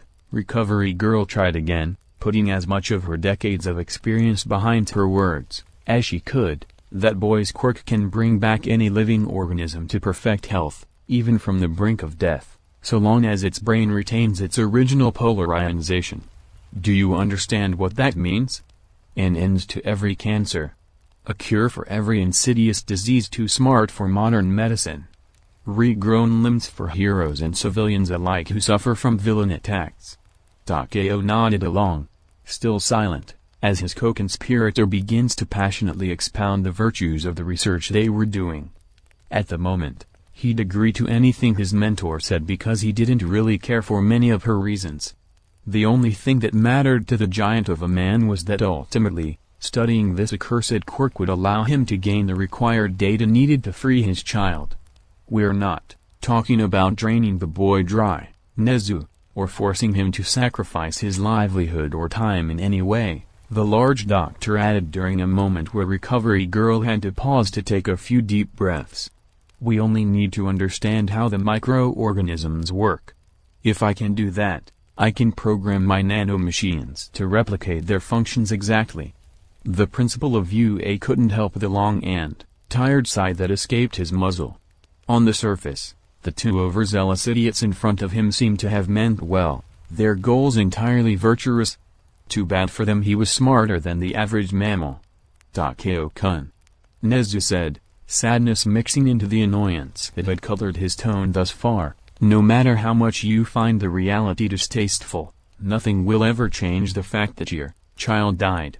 In the same vein, nothing will change that her existence is now tied to Midraya's. You need to accept this. It was a cold, callous fact. By now all involved could understand to various degrees that the Verdanet's quirk had etched itself into the very essence of the cutest and littlest zombie girl. Removing the link between Lilia and Midraya now would, if anything, erase what was left of the blue net. The tears even now pricking at the edges of Takeo's eyes hinted at the fact the father knew deep down that this was the truth of things. Anchio, have you forgotten the immortalized proclamation that kicked off the final push that saw most countries in the world establish firm pro-sentient quirk laws? Nezu asked softly, feeling a sickness in his small stomach as he looked at his longtime colleague. Don't you remember? For if we accept that it is our sentience that gives us our inalienable rights, then so too should any sentience be granted those same rights? The affirmation was a popular saying nowadays, paraphrased of course, and one of Nezu's personal favorites. He and his rescuers, all those years ago after his liberation, had used it as a strong foundation for his case against the scientists who'd tortured him with their inhumane quirk experiments.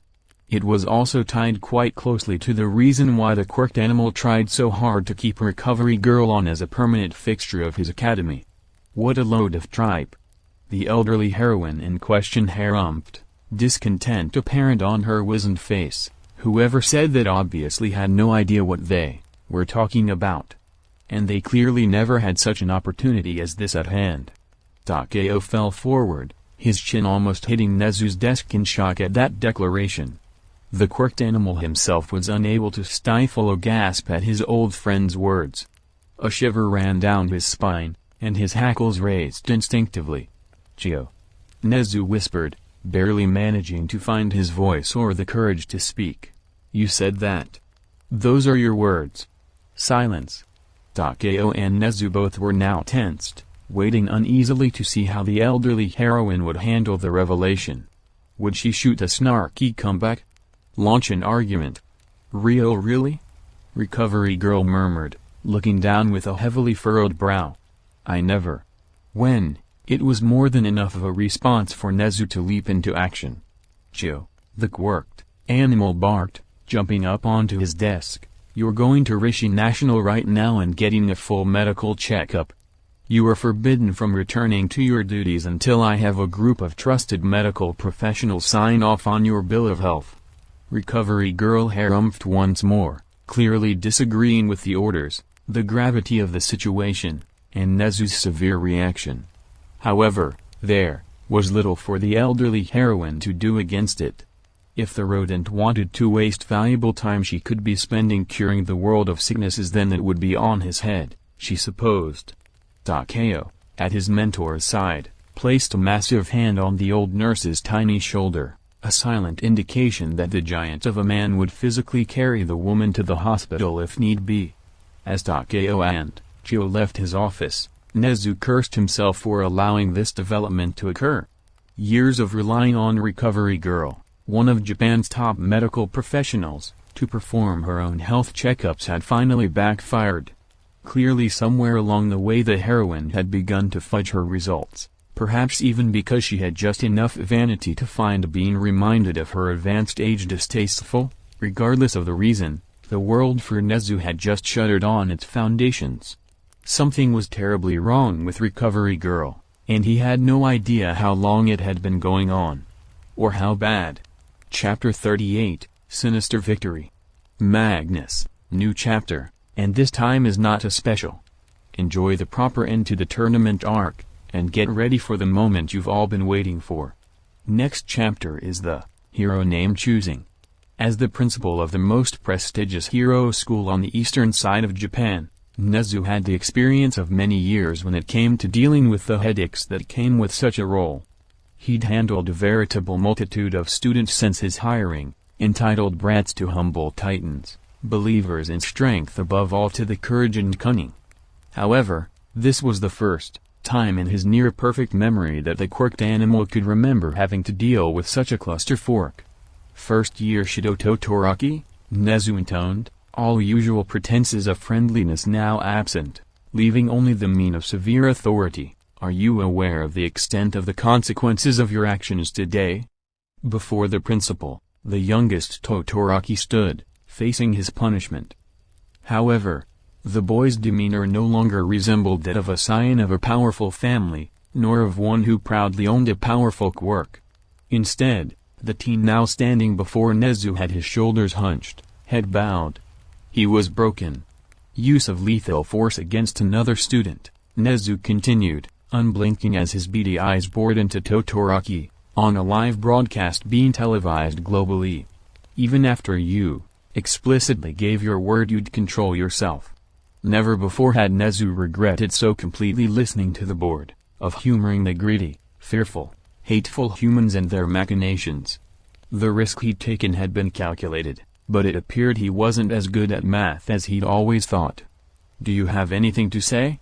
Nezu asked, raising a brow as he sat back in his chair.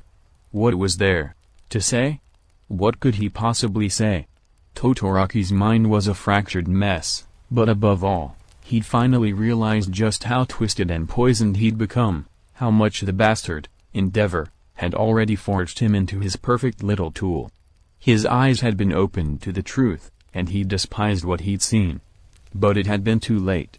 All it had taken was a momentary hesitation, a mistake born in the unstable instant of having his worldview turned on its head, and Todoroki had gone too far.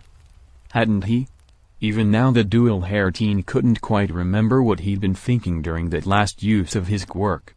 Had he meant to just push the unstoppable force that was Midoriya back and regain some breathing room? Or had he really meant to spear him in the back by pushing him into those ice constructs? The fact he couldn't be sure tore at Todoroki's heart and soul. Midoriya had survived, of course.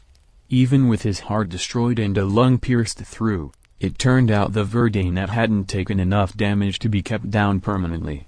Had he been taken out of commission? At the time, yes. But that in no way made Todoroki's actions any easier to swallow. For quirk's sake, he could still see and smell the blood and guts his classmate had spilled onto the arena floor due to his actions. And his parting words. Before the medical bots had carried Midoriya away, the Verdanet had had his blonde zombie partner waylay them so that he could leave one last parting message. Blessings. Curses. Quirk's arc works. We decide. Todoroki. Which do you choose? The scion of the Todoroki had realized right then and there the true magnitude of what he'd done. He'd used his mother's power to really hurt someone. Just like the bastard did with his flames. His mother's sacred gift. The only blessing of hers he had left. He'd used it like his curse. The mental crisis was still waging a war inside Todoroki's head, and he could feel himself losing his grip by the second. Please. One of Nezu's rectangular ears twitched at the faint plea, though the principal made no other visible sign of hearing the words of the student in front of him. Seconds ticked by, but Todoroki could say no more, his body beginning to tremble and shake. Long dried tears pooled in his mismatched eyes, tracking down his cheeks to drip off his chin. Silence. Please. What? Nezu finally asked, taking note of the singular track of tears on his student's face, the look of guilt also clearly obvious to even the most blind of observers. Help me. Please. Todoroki whispered, forcing the long overdue cry for help from between his clenched teeth. Even now, at his lowest point, harsh lessons long ingrained into him caused the heterochromatic teen to fight against asking for aid. His stomach felt like it was reaching up to squeeze his throat, but he fought that feeling down as well. It had always been one of the highest golden rules, set in stone by Endeavor himself from the time he could begin his training. A Todoroki never asked for help. They were to be the ones that the populace looked up to, the unbreakable who came to the rescue when citizens needed help. They could never, ever be weak enough to need it themselves. And SHOTO had learned that lesson well. He physically couldn't remember the number of beatings he'd taken as a child any time he'd cried for help during or after one of the bastard's extra toughening training days. They'd always been brutal, and even a flinch had always made them so much worse. Once upon a time he'd cried and cried, begging for anyone to save him, stop the pain, make it all stop. Well, it had all stopped, once he couldn't feel anything anymore. The bastard's training had carved into him one thing above all else, self-control. He'd learned to freeze himself solid, to be severe, borderline cruel, to keep the pain away. It was better to never show, never feel, anything if being in control at all times meant never showing weakness, never getting hurt. But Madara showed him what it meant to truly be unbreakable. Even with the entire world as his enemy, Izuku Madara had refused to back down. He'd climbed to the top, unafraid of being hurt in the process even as he did his damnedest not to inflict undue suffering upon others along the way. Glowing baby. He was going to be sick. Very well, Nezu finally replied, silently sending a sideways glare at the members of the soon-to-be defunct school board. UA will give you whatever help you need. The quirked animal had known this moment would come. But for once, it hadn't been his brilliant mind that had predicted the inevitable outcome. It had been, in fact, young Madara that had been the one to call this outcome from the start, and he'd done so with frightening accuracy. If he had lined up the timeline correctly, then Madara had spent the time between being taken from the arena to arriving at the infirmary for some much-deserved respite to send a message to him. The text had been short. Just a simple request that should Todoroki verbally ask for help, said aid would be granted. Nezu chose to ignore thinking too long upon the follow-up text. The one that declared UA support for Todoroki would be acceptable reparations for allowing such underhanded tactics to be inflicted upon Madara's participation in their sports festival. The principal truly admired his successor's heart sometimes, not to mention his tenacity and wit. Such a simple statement. Yet so much veiled threats just below the surface. The cinnamon roll could be vindictive, it seemed. How entertaining. Due to your actions, Todoroki-san, you will agree to submit to a battery of thorough psychiatric evaluations, Nezu said, delivering the heterochromatic teen's sentence as flatly as his higher-pitched voice could go. The quirked animal knew very well just what kind of skeletons would be brought out of some very high-profile closets when the boy began those evaluations, and was preparing for the fallout. Quite a bit of heat would fall on that very soon, quite literally. Until each and every one is cleared, you are hereby suspended. Instead of replying, or even showing any sign at all that he'd heard anything Nezu had said, SHOTO only continued to cry. Now that he'd let the dam break, the heterochromatic teen found it nearly impossible to keep his roiling emotions down. What little actual thinking he could manage found itself locked in a spiral of self-recrimination and disgust. To SHOTO, any punishment he received was too kind for what he really deserved. UA Sports Festival Stadium, awards podiums. The final match had finally come and gone, and it was time to award the students who'd prevailed through the day's challenges. Unfortunately, the sports festival had taken an unfortunate turn and come to a messy end, and if he were honest with himself, the symbol of peace would have had to say he did not like the end result. Traditionally, the award ceremony at the end of each festival for the 3 years of students was meant to be a momentous occasion. The students who'd emerged victorious were given their deserved recognition. The civilians were able to see up-and-coming heroes in a generally safe environment, and UA received a boost in its public image. Everyone got something out of the event. But this time, the first-year sports festival was different. Instead of cheering, the stadium was filled with the somber murmurings of the unsure and worried. The mood was lower than it had ever been, and All Might felt the weight of it pressing down on his shoulders even now. 2 students walked to the lowest raised platforms, taking their places as 2 of the 4 most important competitors of the day.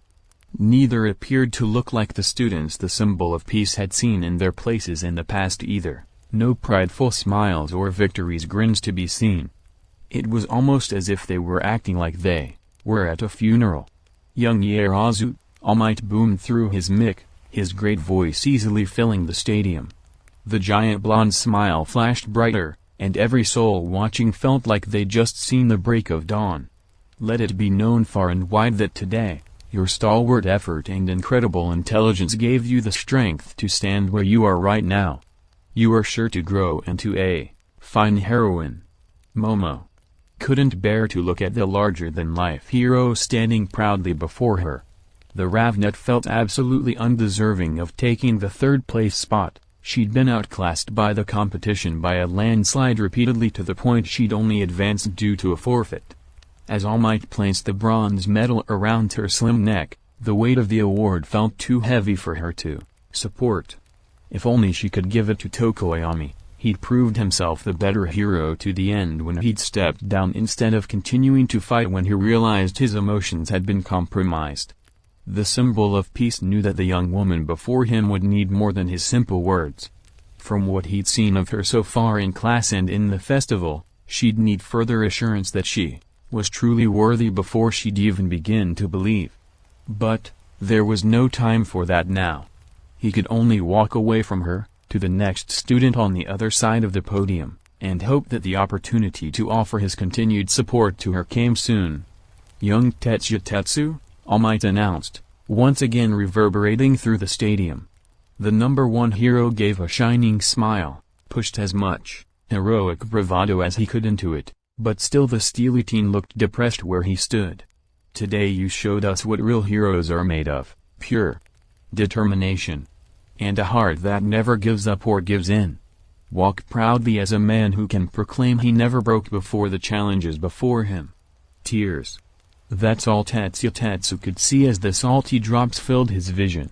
He'd given it his best, sure, but it still hadn't been enough.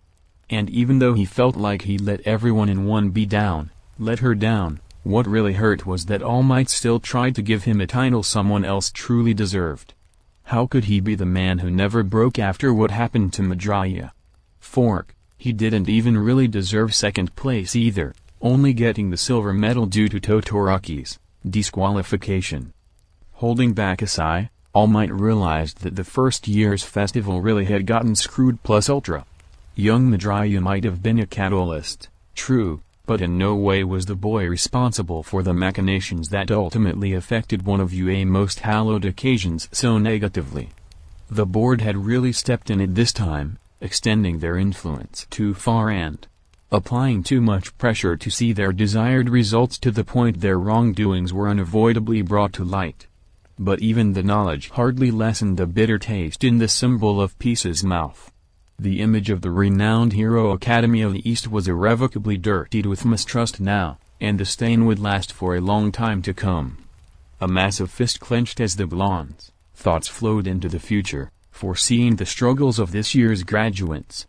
It would be a wonder if they didn't have every decision and choice they'd made during school reviewed now by any agency they applied at, expenditures due to their personal actions scrutinized to be completely above board and crucial. Hell, Even then he knew that the third years would have a hard time being accepted by the hero community at large right off the bat. And now, for our first place. All Might's deep timbre petered out as he turned to the tallest and emptiest platform. To be fair, this wasn't the first time one of the three medalists of a sports festival had been absent from the awards ceremony. From injuries to time-sensitive personal affairs, students have had beggared absence for a multitude of reasons in the past. But this was different. For all the wrong reasons. Not only was this year's gold medalist the center of a hot-button controversy, but the lad had found himself in the middle of a mess of a legal issue. Even if the teen had been able to wrestle himself free, appearing on stage might not have been to his ultimate benefit. The board stepping in to name him the winner of the tournament no doubt did the complete opposite of helping as well.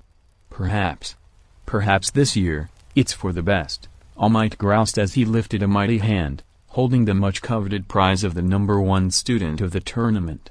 It was time to work his magic and set the hearts of the public in the right direction with a heroic speech. The problem in front of him might not have been one he could punch, but as the symbol of peace he had to do something. Gasp. The loud gasps fell like a cascading avalanche, blanketing the stadium in renewed silence as it swept through the stands. From his decades as a pro, All Might could hear in the very intakes of air the mix of awe and horror that filled them. Oi! You forking better not be starting without the boss. The sudden vulgar exclamation easily clawed through the air even without the aid of a microphone. For once, hardly anyone winced at the rudeness. He forking bled for that sheety piece of gold you pricks, so you'd better bet your collective asses he's bloody well going to accept it in person, damn it. From the Northeast Gates tunnel, aided by all three of his zombified partners, Izuku stepped into the light of the arena. Saki held one of the Verdainet's arms over her shoulders, offering the muscle to support his walking mostly upright. Tae worked in conjunction with her blonde sister, holding her master by the elbow of the other arm as extra support and counterbalance. Lily, too small to be a physical aid, walked in front of the trio, giving her moral support with every step. Momo gasped, paling in horror as she finally laid eyes on her injured friend. Tetsu grit his teeth and clenched his hands so tightly they instinctively flashed to steel for a moment. All Might was a hair's breadth from stepping back at the sight before him. Izuku Midoriya hadn't survived his last fight without sacrifice. Cursed blood might have held a ludicrously potent regeneration aspect, but Todoroki's mistake had pushed even that to the limit. No one had expected the green-haired teen to wake up before the following day at the earliest. And that was him being lucky. A regenerator with even slightly less potency would have just died on the spot. Seeing him now, awake and on the field, it was hard to believe that Midoriya wasn't actually as immortal as he appeared. Sorry for being late, Izuku gasped through labored breaths, inching his way toward his platform with help from Tae and Saki.